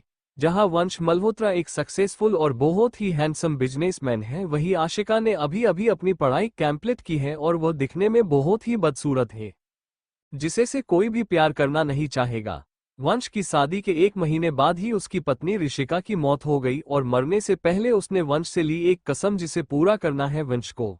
क्या होगा जब मिलेंगे ये दोनों? क्या वंश पूरा कर पाएगा ऋषिका की आखिरी ख्वाहिश को? क्या आशिका सच में है इतनी बदसूरत, या है इसके पीछे है कोई राज? जानने के लिए पढ़िए सत्य इश्क। पुरानी यादों में खोया हुआ अनंत की अनाउंसमेंट सुनाई दी जो उसके फ्लाइट की थी। उसने उस फोटो में एक बार प्यार से हाथ फेरा और उसे फिर से अपने वॉलेट पर रख चेयर से खड़ा हुआ और ग्लास ब्रिज की तरफ भाग गया। लगभग 2 घंटे बाद मिसी फ्लाइट से उतरी। वो कलकत्ता पहुंच चुकी थी। बैग्स लेने के बाद वह एयरपोर्ट से बाहर निकली और एक टैक्सी लेकर अपने घर की ओर निकल गई। 1 घंटे बाद वह घर के सामने खड़ी थी। उसका दिल जोर जोर से धड़क रहा था। उसने एक गहरी सांस छोड़ी और अपने ट्रॉली को घसीटते हुए अंदर जाने लगी। डोर के सामने पहुंच उसने डोर बेल बजाया तो माधवी जी ने दरवाजा खोला। सामने मिसी को देख वह भावुक हो गई। दोनों के आंखों में आंसू थे। माधवी जी ने बैग्स अंदर लाने में मिसी की मदद की और अंदर आने के बाद उन्होंने कसकर मिसी को गले से लगा लिया और रोने लगी। मिसी के भी आंखों में आंसू थे। वो अपनी मां को संत करना तो चाहती थी, पर वो खुद ही अपने जज्बातों पर खुद को संत नहीं रख पा रही थी। वही कोई और भी था जिसके आंखों में दोनों माँ बेटी को देखा आंखों में आंसू थे। वो और कोई नहीं मिस्टर शर्मा थे, जो अपने रूम से दोनों को देख रहे थे। उन्हें पता था आज मिसी आने वाली है, इसीलिए तबीयत खराब का बहाना देकर वो आज रेस्टोरेंट भी नहीं गए। कुछ देर ऐसे ही रहने के बाद माधवी जी मिसी को फ्रेश होने को कह मिसी के लिए कुछ खाने को बनाने के लिए किचन में चली गई। मिसी भी अपने रूम चली गई।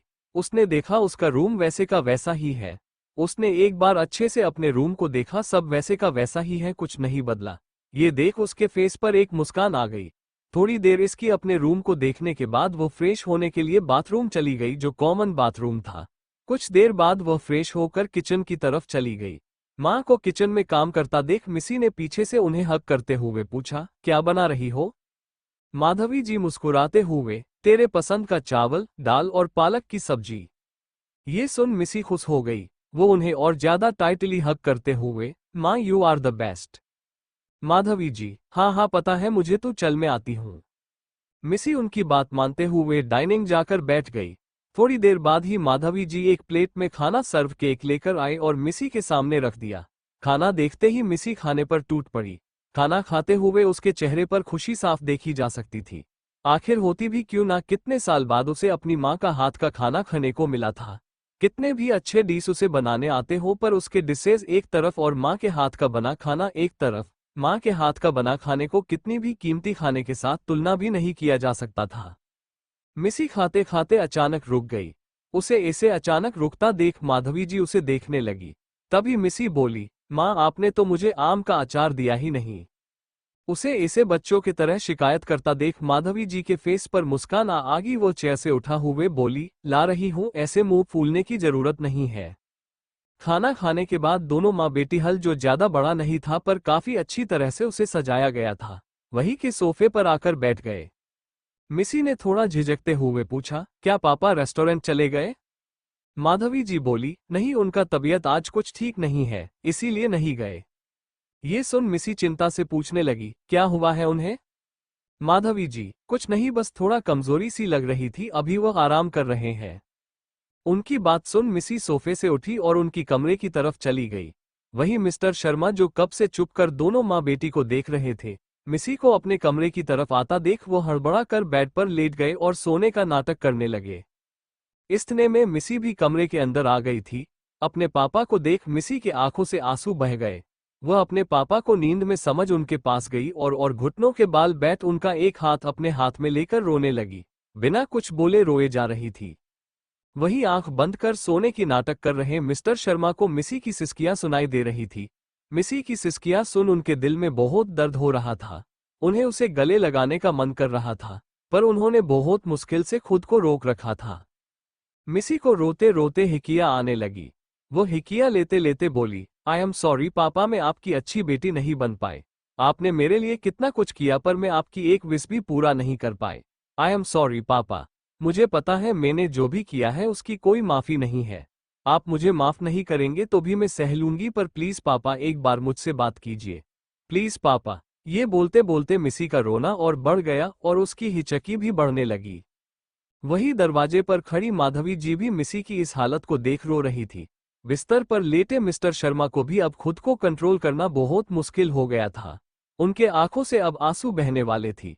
अपने आंसू को छुपाने के लिए उन्होंने दूसरी ओर करवट ली। अब उनकी पीठ मिसी की तरफ थी।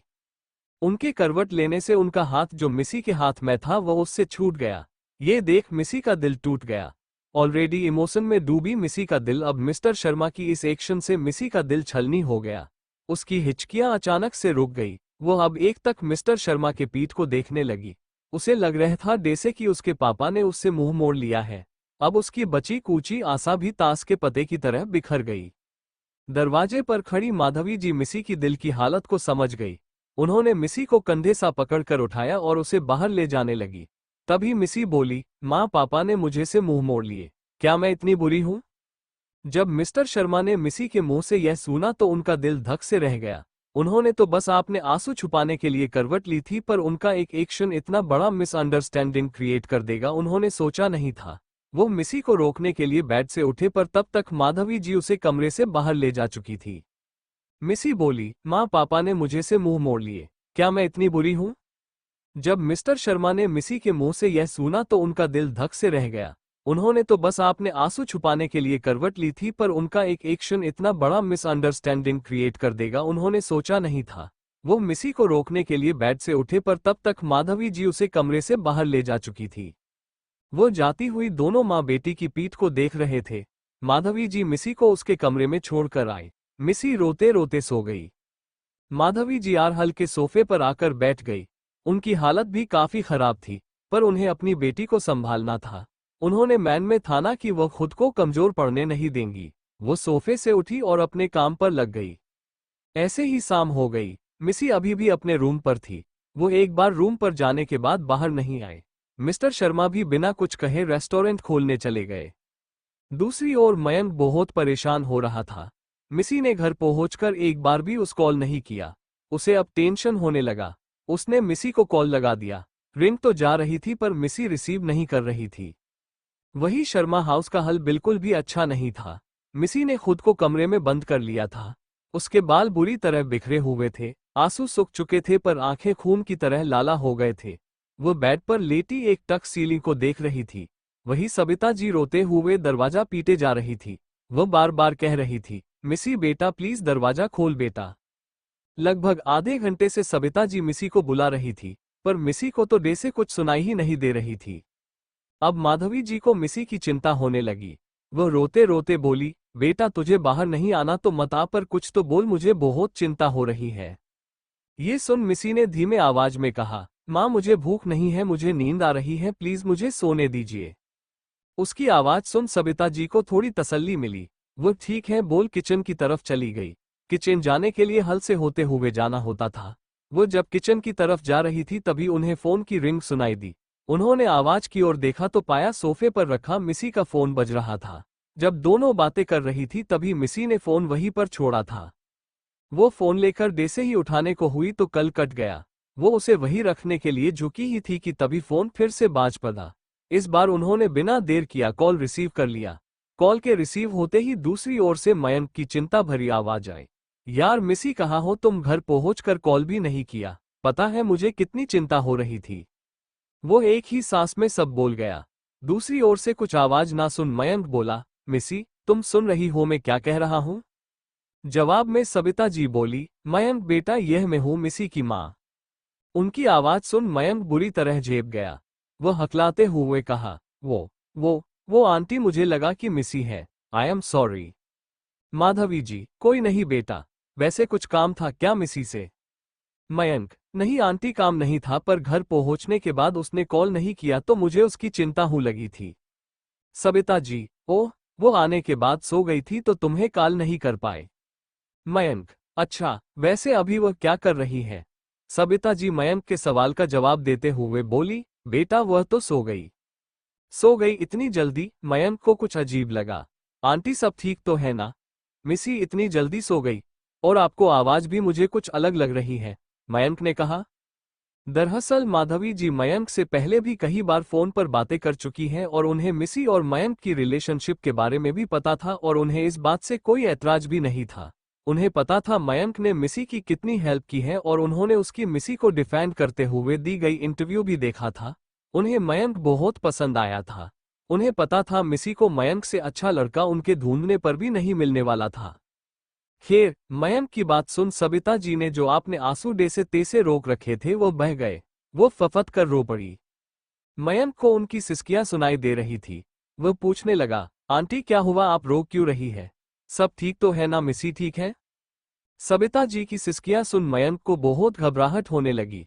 उसे लगने लगा कि कहीं मिसी को कुछ हो तो नहीं गया। कुछ देर रोने के बाद सबिता जी संत हुई और आज जो कुछ भी हुआ सब बताने लगी। क्या करेगा अब मयंक? क्या मिस्टर शर्मा को पर है मिसी के इस तरह खुद को रुक में लॉक करने के बारे में? जानने के लिए पढ़ते रहिए ये कहानी। आप सभी को बता दूं कि बहुत जल्द मैं मेरी नई कहानी अपलोड करूंगी। कहानी का नाम है शर्त-ए-इश्क। ये कहानी है वंश मल्होत्रा और आशिका दत्त की। जहां वंश मल्होत्रा एक सक्सेसफुल और बहुत ही हैंडसम बिजनेसमैन है, वही आशिका ने अभी अभी अपनी पढ़ाई कंप्लीट की है और वह दिखने में बहुत ही बदसूरत है, जिसे से कोई भी प्यार करना नहीं चाहेगा। वंश की शादी के 1 महीने बाद ही उसकी पत्नी ऋषिका की मौत हो गई और मरने से पहले उसने वंश से ली एक कसम जिसे पूरा करना है वंश को। क्या होगा जब मिलेंगे ये दोनों? क्या वंश पूरा कर पाएगा ऋषिका की आखिरी ख्वाहिश को? क्या आशिका सच में है इतनी बदसूरत, या है इसके पीछे है कोई राज? मयंक की बात सुन सबिता जी ने जो आपने आंसू जैसे तैसे रोक रखे थे वो बह गए।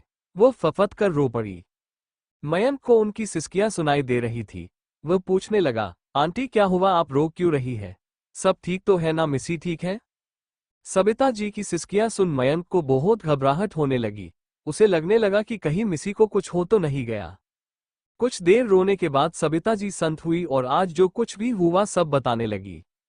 मयंक उनकी बात सुनने के बाद बोला, आंटी आप टेंशन ना ले, वो अभी दुखी है इसीलिए वो ऐसा कर रही है, आज उसे अकेले रहने दीजिए। कल तक सब ठीक हो जाएगा, वो खुद बाहर आ जाएगी। मयंक की बात सुन माधवी जी थोड़ा संत हुई। उन्होंने ठीक है कहा। मयंक उन्हें अपना ध्यान रखने को बोल कॉल डिस्कनेक्ट कर देता है। मयंक की बातों ने माधवी जी के ऊपर किसी दवाई दे से काम किया। वो बिना खाए अपने रूम में जाकर सो गई। जहां शर्मा हाउस में दुख और गम का माहौल था, वहीं शर्मा और शाह हाउस में तो खुशी का माहौल था। दोनों परिवार अपने बच्चों के शादी के लिए बहुत एक्साइटेड थे। मिसेज कपूर जो हाल के सोफे पर बैठी सबिता जी से फोन पर बातें कर रही थी, वो बोली, हाँ बहन जी आज मैंने पंडित जी को बुलाया था। उन्होंने आज से 15 दिन बाद की डेट बताया है। उनका कहना है कि दोनों की कुंडली के हिसाब से आज से 15 बाद की जो तारीख है वो बहुत ही अच्छी है। उनकी बात सुन सबिता जी बोली, इतनी जल्दी हम कैसे सारी तैयारियां करेंगे?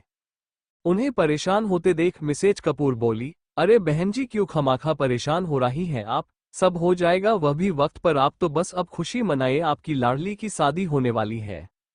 उनकी बात सुन सबिता जी बस हल्के से मुस्कुरा दी। कुछ देर बातें कहने के बाद दोनों ने एक दूसरे को बाय कहकर फोन काट दिया। शर्मा हाउस में रात के 11 बजे में डोर खुला। बाहर से मिस्टर शर्मा आए। गए हुए दोपहर को अभी आ रहे थे घर। वो अंदर आकर सीधा हल में खड़े होकर एक पल मिसी के कमरे की तरफ देखने लगे। लाइट ऑफ देख वो फिर अपने रूम में चले गए। माधवी जी लाइट ऑन करके ही सो गई थी। उन्हें देखकर ही लग रहा था कि वह काफी रोई हैं। उनके आंखें फूले हुए थे। मिस्टर शर्मा ने उनकी और एक बार देख फिर लाइट ऑफ करके बेड के दूसरी साइड लेट गए। कुछ पल बाद ही उन्हें नींद आ है। अगली सुबह सुबह के 5 बजे ही शर्मा जी को आंखें खुली। उन्होंने अपने बगल में देखा माधवी जी सो रही थी। वो बिना आवाज किए बिस्तर से उठे और फ्रेश होने चले गए। कुछ देर बाद वो फ्रेश होकर रूम में आए। माधवी जी अभी भी सो रही थी। उन्होंने उन्हें नहीं जगाया और बाहर आ गए। वो घर से बाहर जाने लगे। उन्होंने एक बार फिर मिसी के कमरे की तरफ निगाह डाली। अभी भी कमरा बंद था। ये देख वो में डोर को बंद करके बाहर चले गए। कुछ देर बाद माधवी जी की आंखें खुली। उन्होंने अपने साइड में देखा, वहां शर्मा जी नहीं थे, पर बिखरी हुई बेडशीट को देख उन्हें अंदाजा हो गया था कि वह रात को आए थे। उन्होंने इस चीज पर ध्यान नहीं दिया और अपने काम पर लग गई। वो सारा काम करके खाना बनाने लगी। आज भी उन्होंने मिसी का फावरोई आलू के पराठे बनाए थे। खाना बनाने के बाद वह मिसी के कमरे का दरवाजा खटखटाने लगी, पर दूसरी तरफ से कोई आवाज नहीं आ रही थी। वो लगातार दरवाजा खटखटाने लगी, नतीजा वही, कोई आवाज नहीं। अब माधवी जी बहुत घबरा गई। वो रोते रोते मिसी को दरवाजा खोलने को कहने लगी, पर कोई जवाब ना मिलने पर उन्होंने शर्मा जी को कॉल लगा दिया। शर्मा जी कॉल उठा नहीं रहे थे। 10 से 15 कॉल करने के बाद भी शर्मा जी ने कॉल नहीं उठाया। अब माधवी जी डर से कँपने लगी। कुछ अनहोनी होने की शंका से उनका सारा शरीर थर थर कांप रहा था। उन्होंने कँपते हाथों से मिसी का फोन उठाया और मयंक को कॉल लगा दिया। वही मयंक अभी अभी एयरपोर्ट से बाहर निकलकर एक कार में बैठे था। तभी उसका फोन बजने लगा।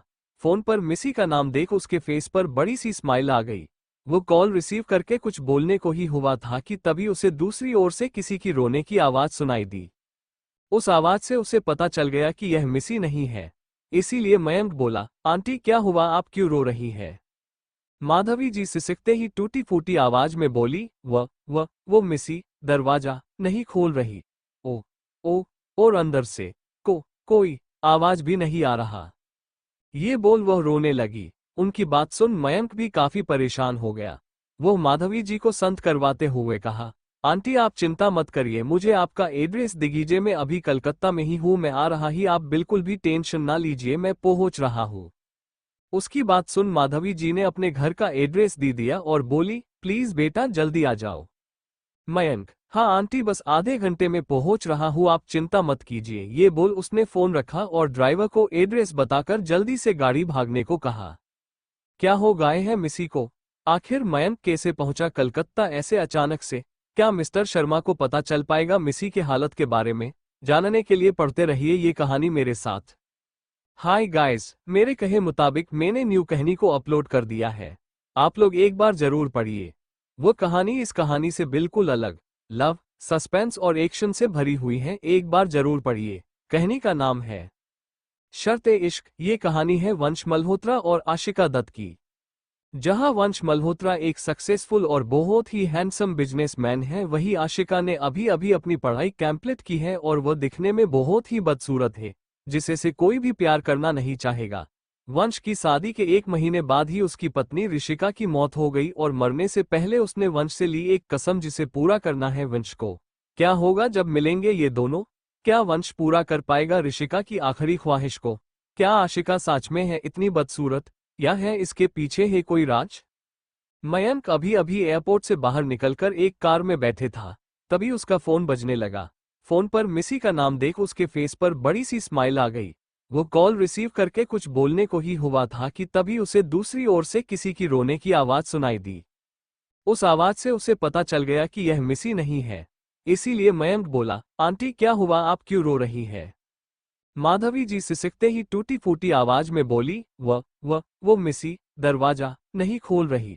ओ ओ और अंदर से कोई आवाज भी नहीं आ रहा। ये बोल वह रोने लगी। उनकी बात सुन मयंक भी काफी परेशान हो गया।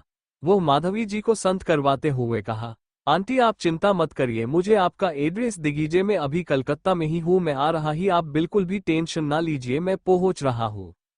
उसकी बात सुन माधवी जी ने अपने घर का एड्रेस दे दिया और बोली, प्लीज बेटा जल्दी आ जाओ। मयंक, हाँ आंटी बस आधे घंटे में पहुंच रहा हूँ, आप चिंता मत कीजिए, ये बोल उसने फोन रखा और ड्राइवर को एड्रेस बताकर जल्दी से गाड़ी भागने को कहा। आधे घंटे बाद मयंक मिसी के घर के सामने खड़ा था।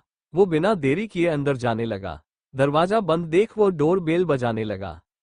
जब माधवी जी को डोर बेल की आवाज सुनाई दी तो वह बिना देरी किए दरवाजा खोलने चली गई। दरवाजा खोलते ही उन्हें सामने हैंडसम सा लड़का खड़ा दिखा। उन्होंने इसे देखा था, मिसी ने दिखाया था। हाँ यह मयंक ही था। मयंक को देख माधवी जी को थोड़ा सुकून मिला। वो दरवाजे से साइड हुई। मयंक हड़बड़ाते हुए अंदर आ गया। कार से उतरकर वह भागते हुए अंदर आया था, जिस वजह से उसकी सांस भी फूल रही थी। फरवरी में मयंक के मुंह से बस एक ही शब्द निकला, मिसी।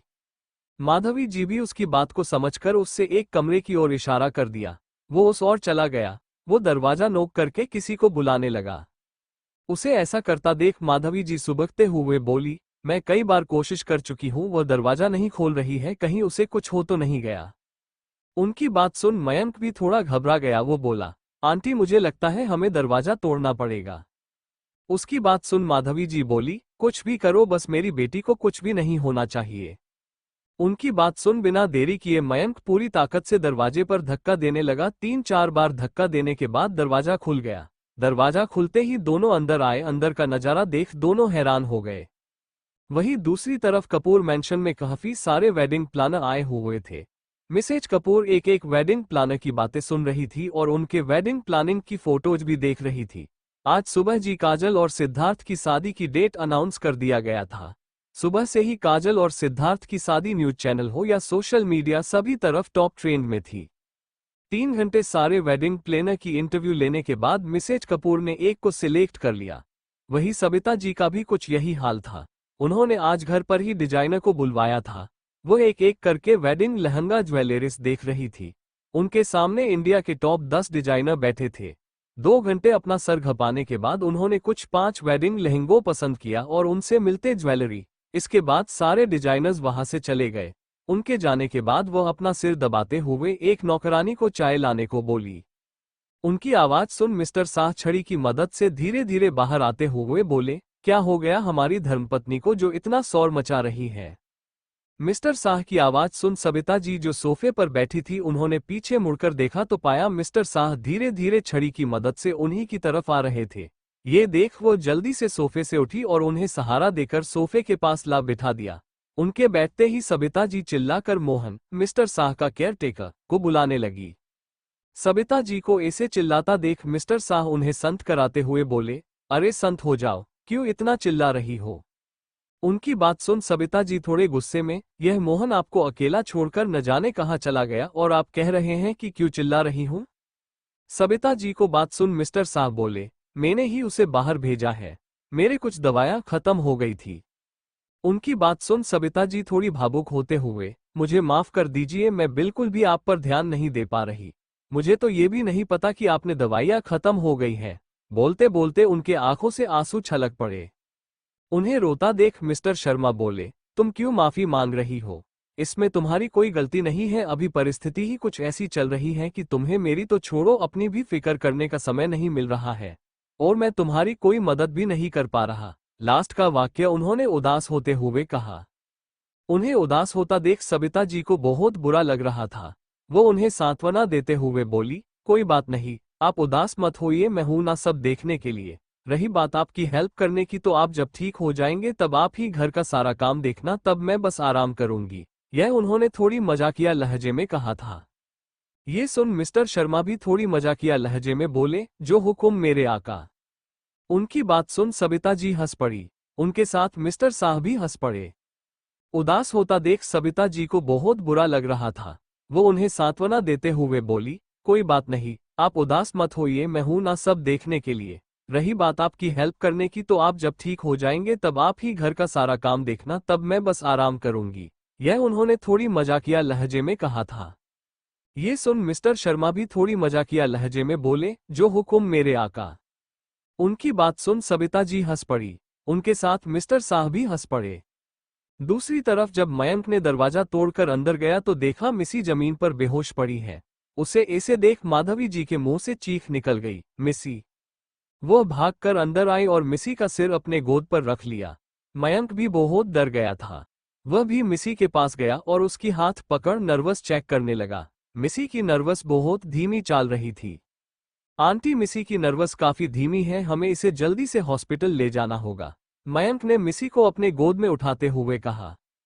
मयंक की बात सुन माधवी जी घबराते हुए, जल्दी चलो। मयंक मिसी को गोद में लिए बाहर जाने लगा। माधवी जी भी उसके पीछे पीछे जाने लगी। मयंक ने मिसी को कार में बिठाया कर ड्राइवर को कार हॉस्पिटल ले जाने के लिए कहा। मयंक जो पैसेंजर सीट में बैठा था वो बार बार मुड़कर मिसी को देखता, जो पीछे की सीट पर माधवी जी के लेप पर सिर रख कर लेती हुई थी। उसका खूबसूरत सा चेहरा मुरझा चुका था। वहीं माधवी जी मिसी के बालों को सहलाते हुए रोए जा रही थी। कुछ पल बाद ही कार हॉस्पिटल के सामने आकर रुकी। कार के रुकते ही मयंक बिना देरी किए मिसी को गोद में लिए अंदर की ओर भागा। उसे रहते पर कि एक वर्ड बॉय मिला जो एक खाली स्ट्रेचर लिए एक और जा रहा था। उसे देख मयंक उस ओर भागा और मिसी को स्ट्रेचर में लेटकर इमरजेंसी वार्ड की ओर भागा। कुछ देर बाद मिसी को इमरजेंसी वार्ड में भर्ती किया गया। अब एक डॉक्टर उसकी जांच कर रहा था। कुछ देर जांच करने के बाद डॉक्टर बाहर आया। डॉक्टर को बाहर आता देख मयंक और माधवी जी उन्हें ही देखने लगे। उनकी इतनी भी हिम्मत नहीं हो रही थी कि वो पूछे कि अब वो किसी है। डॉक्टर दोनों की मनोस्थिति समझते हुए बोला, अब वो खतरे से बाहर है। अभी वो बेहोश है, शायद अच्छे से कुछ न खाने और डिप्रेशन को वजह से वो बेहिस हो गई। आप सभी को उनका ख्याल रखना होगा, वरना मैं भी नहीं बता सकता आगे क्या होगा, क्योंकि कोई बात जैन जो उनके दिल और दिमाग में बैठ गई है, जिसके वजह से वो डिप्रेशन में जा रही है। ये बोल वो डॉक्टर वहां से चले गए। डॉक्टर के जाते ही माधवी जी धाम से कॉरिडोर में लगी चेयर पर बैठे गई। उन्हें बस डॉक्टर की कही गई लास्ट लाइन ही बार बार आ रही थी। उन्हें इसे देख मयंक के आंखों से भी आंसू छलक आए। उसने बड़े मुश्किल से उन्हें रोका और माधवी जी के पास ही जाकर बैठ गया। तभी वहां एक नर्स आते हुए बोली, यहाँ पर मिशिका शर्मा के घर से कौन है? तभी मयंक उठते हुए बोला, मैं हूं। अच्छा, कुछ फॉर्मुलाइटिस हैं जो आपको पूरे करने हैं, प्लीज जल्दी से जाकर उसे पूरा कीजिए। ये बोल वो नर्स वहां से चली गई। उसके जाते जी मयंक भी वहां से जाने को हुआ कि फिर पलटकर माधवी जी के सामने घुटनों के बाल बैठ उनका हाथ पकड़े बोला, आंटी आप चिंता मत कीजिए, मिसी बहुत जल्द ठीक हो जाएगी। मैं अभी आया, आप यही रहिएगा। उसकी बात सुन माधवी जी ने हाँ में सिर हिला दिया। इसके बाद मयंक वहां से चला गया। रिसेप्शन में जाकर वो जो भी फॉर्मेलिटीज थी उसे पूरा करने लगा। तभी वहां एक मिडिल एजेंट आदमी हड़बड़ा कर आए और इधर उधर देखने लगे। उन्हें कुछ भी समझ नहीं आ रहा था कि वह क्या करे। तभी वो रिसेप्शन की तरफ बाट गए। वहां पहुंच वो कुछ पूछने ही वाले थे कि मिशी का नाम सुन ठिठक गए। वो उस तरफ देखने लगे जहां से उन्हें मिसी का नाम सुनाई दिया था। उन्होंने देखा एक 26-27 साल का लड़का हाथ में कुछ कागजात लेकर रिसेप्शनिस्ट से कुछ बातें कर रहा है। तभी वो मिडिल एज आदमी ने आव देखा न ताव सीधा जाकर मयंक के कलर को पकड़ लिया। ऐसे अचानक किसी के कॉलर पकड़ने से मयंक थोड़ा चौंक गया। वो अपने सामने खड़े इंसान के हाथ से अपनी कोलार छुड़ाने की कोशिश करते हुए बोला, अंकल यह आप क्या कर रहे हैं? उसका सवाल सुन शमन उसके कॉलर को और ज्यादा कसकर पकड़ते हुए उसे झकझोरते हुए बोले, मेरी बाटी कहाँ है? तुमने उसके साथ क्या किया? मयंक का ध्यान पूरा अपने सामने खड़े इंसान से अपना कॉलर छुड़ाने पर था। वो फ्लो में बोला, कौन है आप और मैंने क्या किया आपके बेटी के साथ में? तो आपको बेटी को जानता। इतना बोलने के बाद मयंक के माइंड में डे से कुछ खड़का। उसने सामने खड़े उस इंसान को देखा जो उसका कॉलर पकड़े खड़ा था। मयंक बोला, क्या आप मिसी के पापा हैं?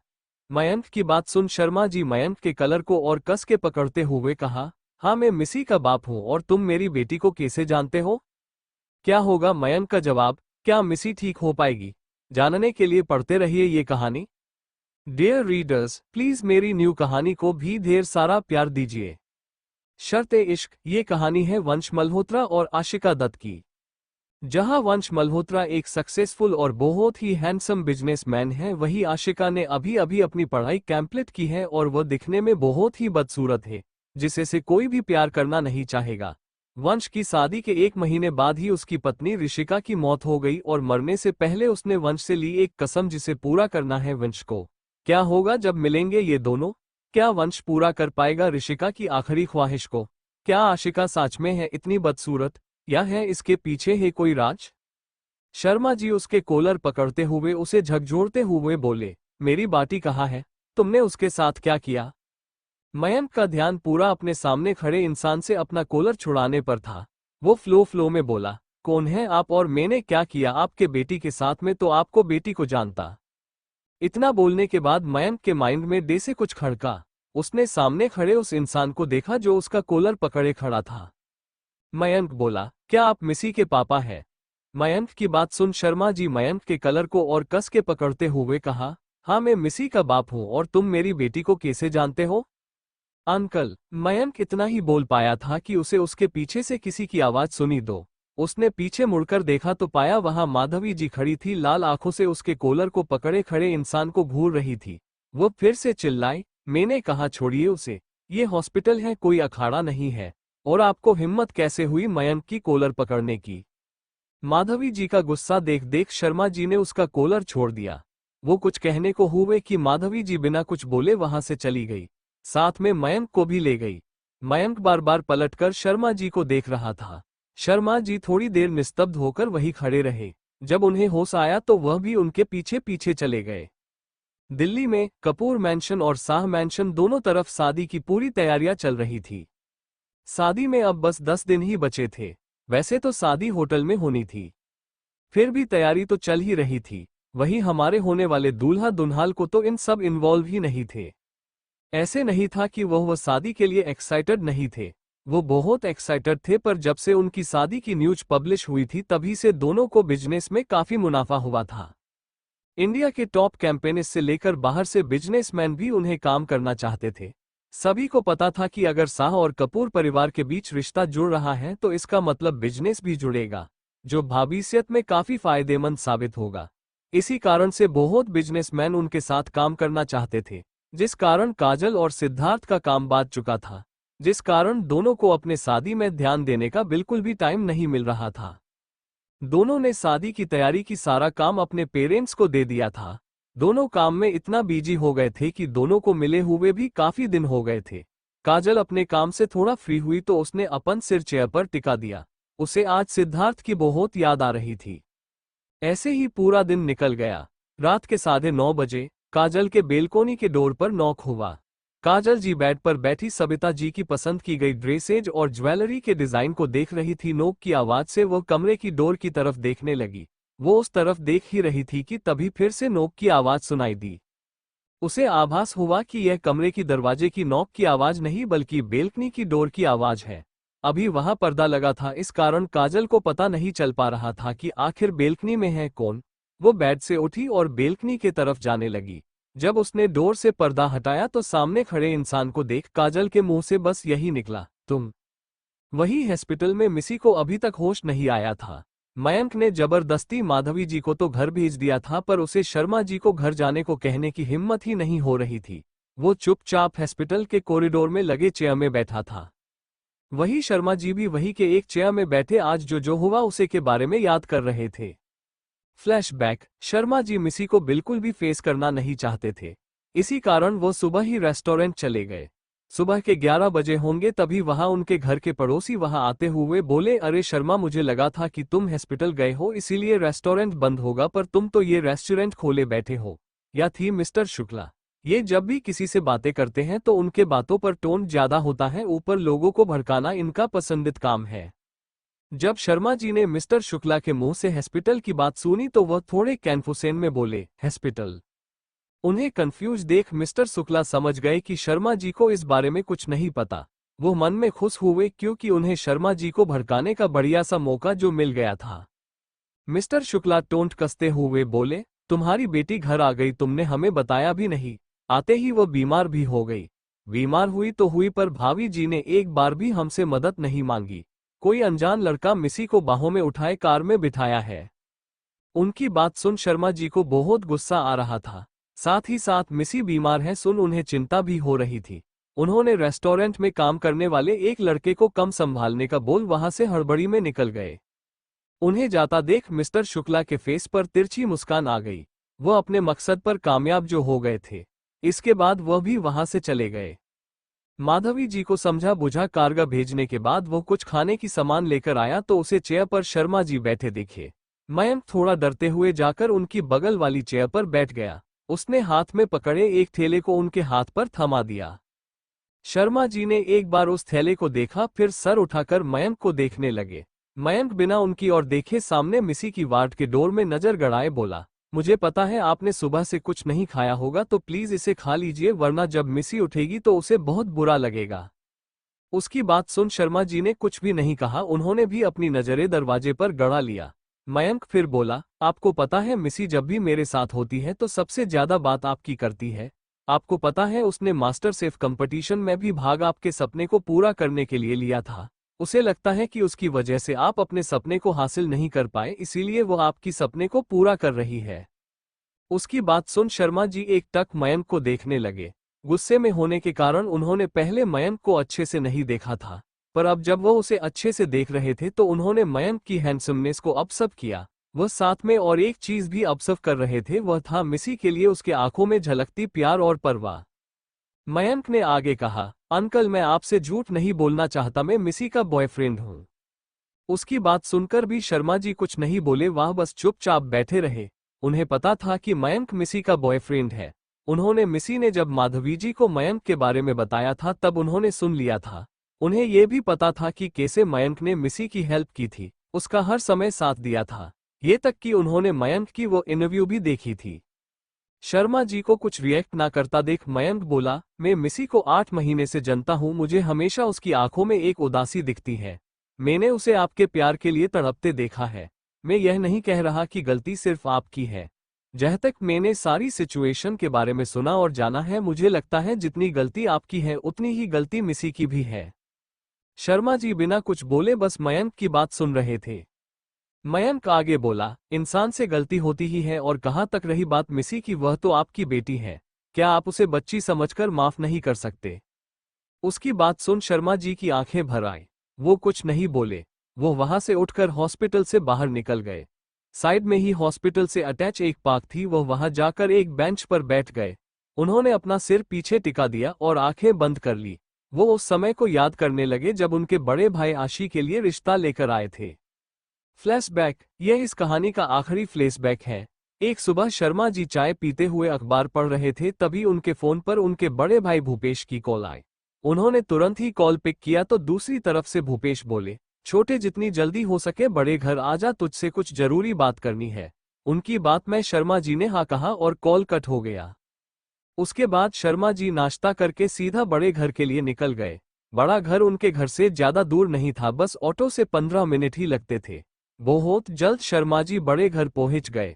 बड़ा घर पुराने जमाने का एक महल था। यहाँ शर्मा जी के बड़े भैया और छोटे भाई का परिवार रहता था। मिस्टर शर्मा की एक बहन भी थी जिनकी शादी असम में हुई थी। वो सबसे ज्यादा शर्मा जी को मानती थी। शर्मा जी जल्दी से अंदर गए। हल पर ही उन्हें बड़े भाई, भाभी, छोटा भाई के साथ और कुछ लोग बैठे दिखे। शर्मा जी को अंदर आता देख भूपेश ने उन्हें अपने पास आने के लिए बुलाते हुए कहा, अरे छोटे। भूपेश शर्मा जी को छोटे बोलते थे। तू आ गया, यह आकर बैठ। भूपेश के बुलाने से शर्मा जी उनके पास गए और झुककर उनका पैर छुआ, साथ में भाभी का भी पैर छुआ और भूपेश के पास की एक चेयर में बैठ गए। उनके बैठते ही सामने बैठे लोगों से पहचान कराते हुए भूपेश बोले, छोटे इनसे मिल, ये हैं हमारे यहाँ के विधायक सर की धर्मपत्नी दास मैडम। ये है विधायक सर के भाई, यह उनकी बहन। ऐसे करके वह एक एक करके सामने बैठे लोगों से उनकी पहचान कराते हैं। शर्मा जी भी एक एक करके सभी को नमस्ते करते हैं। कुछ देर बातें करने के बाद वो लोग वहां से चले जाते हैं। उनके जाने के बाद भूपेश शर्मा जी से बोले, छोटे ये लोग हमारी सालू का हाथ उनके एक लौते बेटे के लिए मांगने आए थे, पर क्या है ना 2 दिन पहले ही कोई हमारी सालू को पसंद करके गया है और हमने भी उन्हें हाँ कह दिया है। फिर आज अचानक ये लोग आ गए तो हमने इन्हें माना कर दिया, पर इन्होंने हमसे हमारी नज़र में कोई लड़की है तो बताने को कहा, तो तेरी भाभी के मुंह से मिसी के बारे में निकल गया। शर्मा जी बिना कुछ बोले उनकी बात सुन रहे थे। वही भूपेश उनकी बीवी को देखते हुए टेढ़ी मुस्कान दे रहे थे, वही उनकी बीवी ने भी रिप्लाई में उन्हें उसी तरह की मुस्कान पास कर दी। शर्मा जी को कुछ ना बोलता देख भूपेश आगे बोले, मुझे पता है कि तू क्या सोच रहा है, यही ना कि अभी मिसी तो छोटी है और वो अभी भी पढ़ रही है। मैंने इस बारे में उनसे बात कर ली है, उनका कहा है कि अगर मिसी आगे पढ़ना चाहती है तो वह पढ़ सकती है। वैसे भी फैसला तुम्हारा और मिसी का ही होगा, एक बार देखने से क्या ही होगा, है ना छोटू। शर्मा जी और भूपेश का सबसे छोटा भाई, ये बोल उन्होंने अपने छोटे भाई को भी टेढ़ी मुस्कान दे दी। छोटे भाई ने भी आंखों से इशारा किया और बोले, आप ठीक कह रहे हैं भैया, एक बार देखने से क्या ही होगा, अगर आपको रिश्ता अच्छा ना लगे तो माना कर देना। दास फैमिली के जाने के बाद भूपेश शर्मा जी से बोले, छोटे ये लोग हमारी सालू का हाथ उनके एक लौते बेटे के लिए मांगने आए थे, पर क्या है ना 2 दिन पहले ही कोई हमारी सालू को पसंद करके गया है और हमने भी उन्हें हाँ कह दिया है। फिर आज अचानक ये लोग आ गए तो हमने इन्हें माना कर दिया, पर इन्होंने हमसे हमारी नज़र में कोई लड़की है तो बताने को कहा, तो तेरी भाभी के मुंह से मिसी के बारे में निकल गया। शर्मा जी बिना कुछ बोले उनकी बात सुन रहे थे। वही भूपेश उनकी बीवी को देखते हुए टेढ़ी मुस्कान दे रहे थे, वही उनकी बीवी ने भी रिप्लाई में उन्हें उसी तरह की मुस्कान पास कर दी। शर्मा जी को कुछ ना बोलता देख भूपेश आगे बोले, मुझे पता है कि तू क्या सोच रहा है, यही ना कि अभी मिसी तो छोटी है और वो अभी भी पढ़ रही है। मैंने इस बारे में उनसे बात कर ली है, उनका कहा है कि अगर मिसी आगे पढ़ना चाहती है तो वह पढ़ सकती है।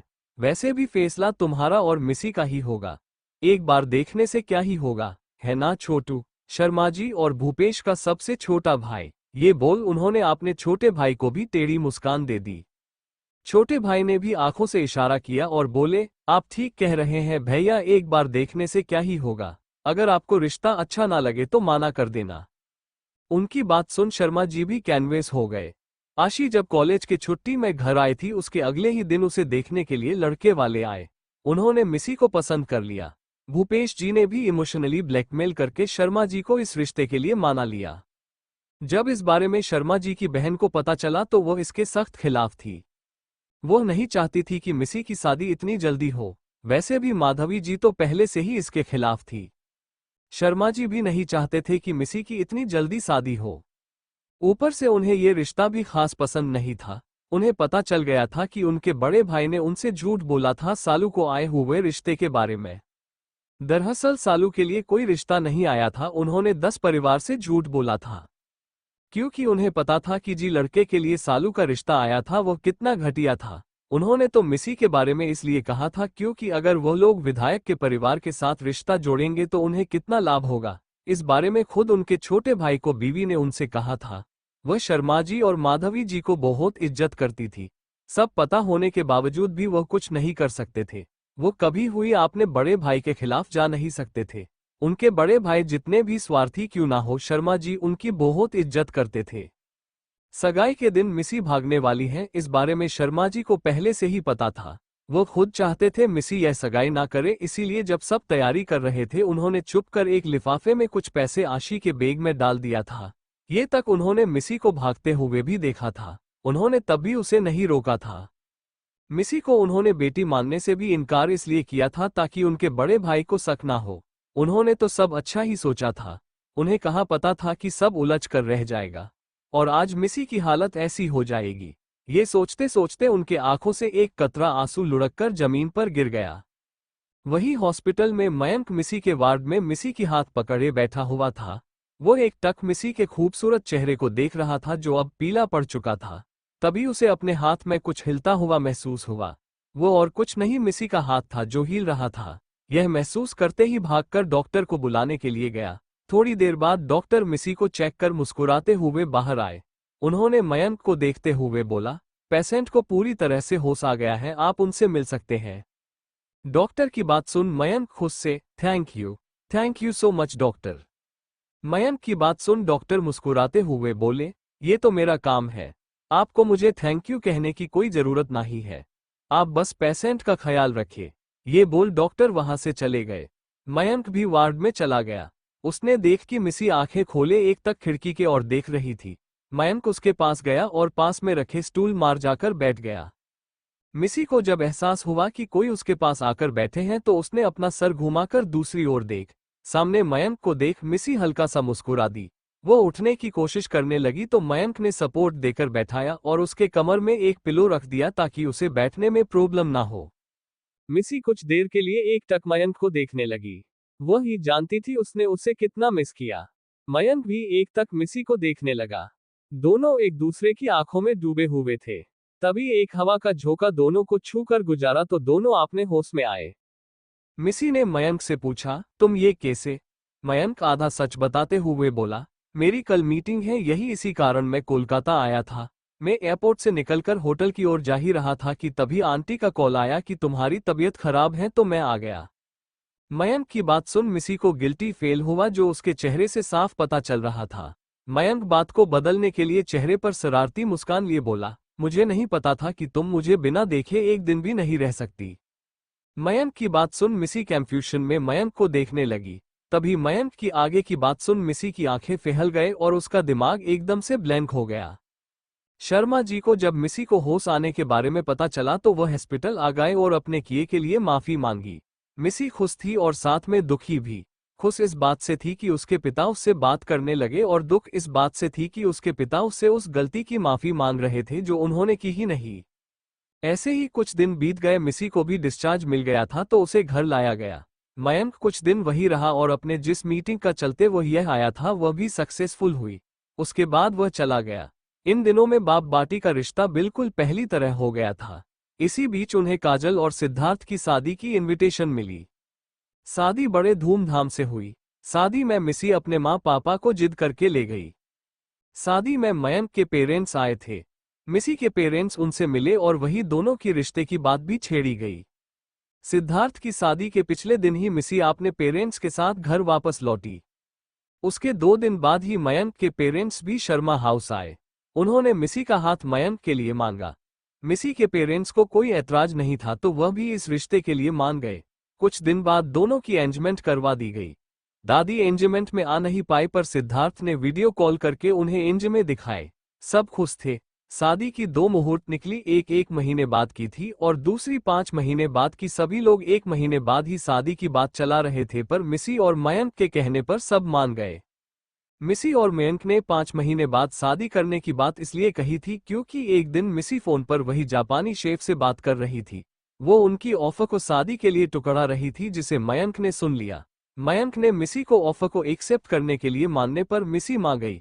उसे इस बात पर खुद पर बहुत प्राउड हो रहा था कि उसे इतना सपोर्टिव और लवेबल लाइफ पार्टनर मिला है। इसी के चलते वो चली गई जापान 3 महीने की ट्रेनिंग के लिए। दरअसल मास्टरचेफ कंपटीशन में जीतने के बाद उसे काफी सारे ऑफर्स मिले थी। उन्हीं में से एक था ये कि 3 महीने के लिए उसे जापान में फ्री कुकिंग की ट्रेनिंग दी जाएगी। ये ट्रेनिंग उसे वही उम्रदराज जापानी शेफ खुद देने वाला था। मैंने पहले के चैप्टर में बताया था मिसी को एक रेस्टोरेंट में उस जापानी शेफ से मिलते हुए। वहां वह जाते जाते इसी ऑफर के बारे में सोचने के लिए बोलकर गया था और मिसी ने भी उससे टाइम मांगा था। 3 महीने मिसी और मयंक के बड़े मुश्किल से गुजरे। भले ही दोनों एक दूसरे से मिल नहीं पा रहे थे पर दोनों रोज वीडियो कॉल पर बात कर लिया करते थे। ऐसे ही 3 महीने भी गुजर गए। मिसी घर आ गई। घर आते ही उसे एक खुशखबरी मिली।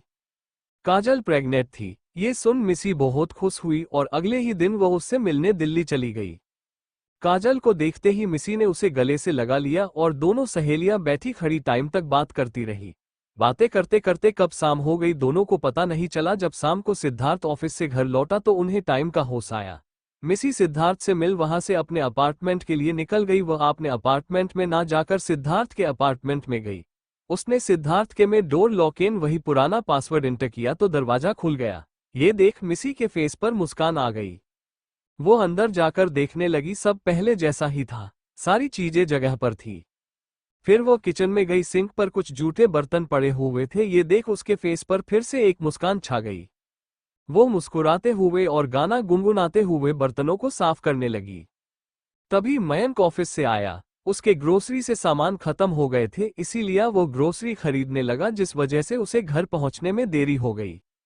उसने जब किचन से खटपट की आवाज सुना तो दावे पांव उस और बढ़ गया। सामने उसकी तरफ पीठ किया सिंक के बर्तनों को साफ कर रही थी।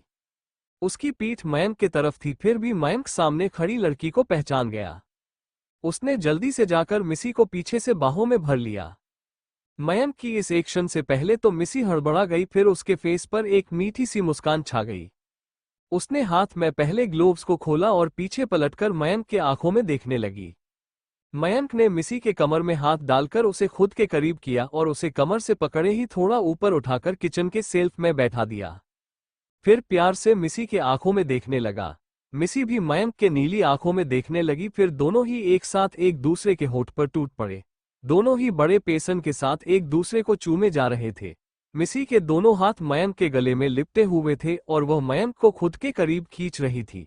वही मयंक के हाथ को स्थिर ही नहीं थे, उसके हाथ मिसी के पीठ में इधर से उधर चल रही थी।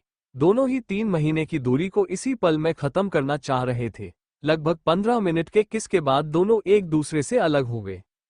इन 3 महीने में मयंक ने भी खाना बनाना सीख ही लिया था। उसे सब चीजें बनाना तो नहीं आता था, फिर भी कुछ चीजें तो बना ही लेता था। आज उसने अपने हाथ से बने व्हाइट सॉस पास्ता मिसी को खिलाया। मिसी ने भी खुशी खुशी उसे खा लिया। खाना खाने के बाद दोनों फिर से रोमांटिक मूड में आ गए। दोनों हल्के सोफे पर बैठे बैठे एक दूसरे को किस करने लगे। मयंक ने मिसी को खुद के गोद में बैठा लिया और उस बेतहाशा चूमने लगा। मिसी भी मयंक का पूरा साथ दे रही थी। कुछ देर ऐसे ही किस करने के बाद मयंक मिसी को गोद में उठाए अपने बेडरूम में ले गया। फिर बिना किस ब्रेक किए बड़े आराम से मिसी को बेड पर लेटा दिया और खुद भी उसके ऊपर आ गया। किस करते करते दोनों ही अपना होश खो बैठे थे। अब मिसी के हाथ मयंक के टी शर्ट को उतारने की कोशिश कर रही थी। मयंक ने एक झटके में अपना तशर्त को उतार दिया और फिर मिसी के टॉप को उतार कर फेंक दिया। फिर धीरे धीरे वो किस करते करते नीचे जाने लगा। उसने झट से मिसी को पलट दिया, फिर उसके पीठ में किस करने लगा। कुछ देर बाद उसने अपने दांतों से मिसी के ब्लैक ब्रा का हुक खोल दिया और फिर मिसी को पलट दिया। मिसी गहरी गहरी सांस ले रही थी, उसका पूरा चेहरा लाल हो गया था। वह अपनी नसीली आंखों से मयंक की आंखों में देख रही थी। उसे मयंक को आंखों में बस अपने लिए बेशुमार प्यार और चाहत दिख रहा था। उसने उसे खींचा, फिर दोनों एक दूसरे को किस करने लगे। दोनों की चेस्ट एक दूसरे से टकरा रही थी। मयंक को अपने और मिसी के बीच कुछ पतली सी चीज का होना महसूस हुआ तो उसने उसे खींचकर निकाल दिया। यह मिसी का ब्रा था। कुछ देर किस करने के बाद मयंक धीरे धीरे नीचे आया और अपने हाथ मिसी के एक उभार पर रख दिया और दूसरे को हल्के हाथों से मसलने लगा। मयंक का ऐसा करने पर मिसी के साड़ी में एक कर्ट सा दौड़ गया और उसके मुंह से सिसकियां निकलने लगी जो पूरे रूम में गूंज रही थी। मयंक धीरे धीरे अपने हाथ को नीचे ले जा रहा था। जब वह मिसी के बॉटम में पहुंच गया तो उसे डे से होश आया और वह वहां से उठ गया। उसे ए से उठता देख मिसी ने मयंक का एक हाथ पकड़ लिया। मयंक मिसी को देखते हुए बोला, आगे नहीं बढ़ सकता, ये गलत है। मिसी ने मयंक को खुद के तरफ खींचा और बोली, कुछ गलत नहीं है, अब मैं तुम्हारी हूं, प्लीज मुझे आज अपना प्यार देकर पूरा कर दो। मयंक जो डे से तेज खुद को कंट्रोल करने की कोशिश कर रहा था, मिसी की बात सुन अब उसे अपने आप पर कंट्रोल करना मुश्किल हो गया था। वो मिसी के हाथ पर फिर से टूट पड़ा। कुछ देर किस करने के बाद मयंक फिर से नीचे आ गया। फिर उसने मिसी के बचे कूचे कपड़े भी उतारकर फेंक दिए। फिर खुद के भी कपड़े उतारकर एक बार मिसी के खूबसूरत बदन को ऊपर से नीचे तक देखने लगा, जो इस समय खिड़की से आती चांद की रोशनी में चमक रहा था। मयंक के ऐसे देखने से मिसी को बहुत शर्म आ रही थी। उसे आपने फेस को एक तरफ कर लिया। वो मयंक की आंखों में देख नहीं पा रही थी। मिसी को ऐसे शर्माता देख मयंक के फेस पर एक प्यारी सी मुस्कान आ गई। फिर वो मिसी के ऊपर आकर उसके गले को किस करने लगा। फिर बड़े प्यार से अपनी चाहत को मिसी के शरीर के साथ घोलने लगा। दर्द से मिसी के आंखों से आंसू निकल आए, फिर भी उसने अपने निचले हाथ को दांतों के बीच दबाकर दर्द को बर्दाश्त करने लगी। चांद की रोशनी उनके प्यार की चाप बेडरूम के वॉल में छाप के रूप में छाप छोड़ रही थी। 3 से 4 घंटे तक लगातार प्यार में डूबने के कारण दोनों थक कर सो गए। सुबह की किरण से दोनों की आंखें खुली। फिर से दोनों एक बाद प्यार में डूबे। फिर बाथरूम में एक बार, फिर बाथटब में नहाते वक्त एक बार, फिर से प्यार के आगोश में डूबे। आज का पूरा दिन दोनों ने एक दूसरे के बाहों में बिताया। अगले दिन मिसी अपने घर चली गई। कुछ दिन बाद दोनों की शादी हो गई। ऐसे ही कहानी की हैप्पी एंडिंग होती है। Thank you for listening. मुझे उम्मीद है आपको ये स्टोरी पसंद आई होगी। अगर आपको पसंद आई है तो प्लीज लाइक और कमेंट करना ना भूलें और मोर स्टोरीज के लिए सब्सक्राइब करें। मिलते हैं नेक्स्ट वीडियो में।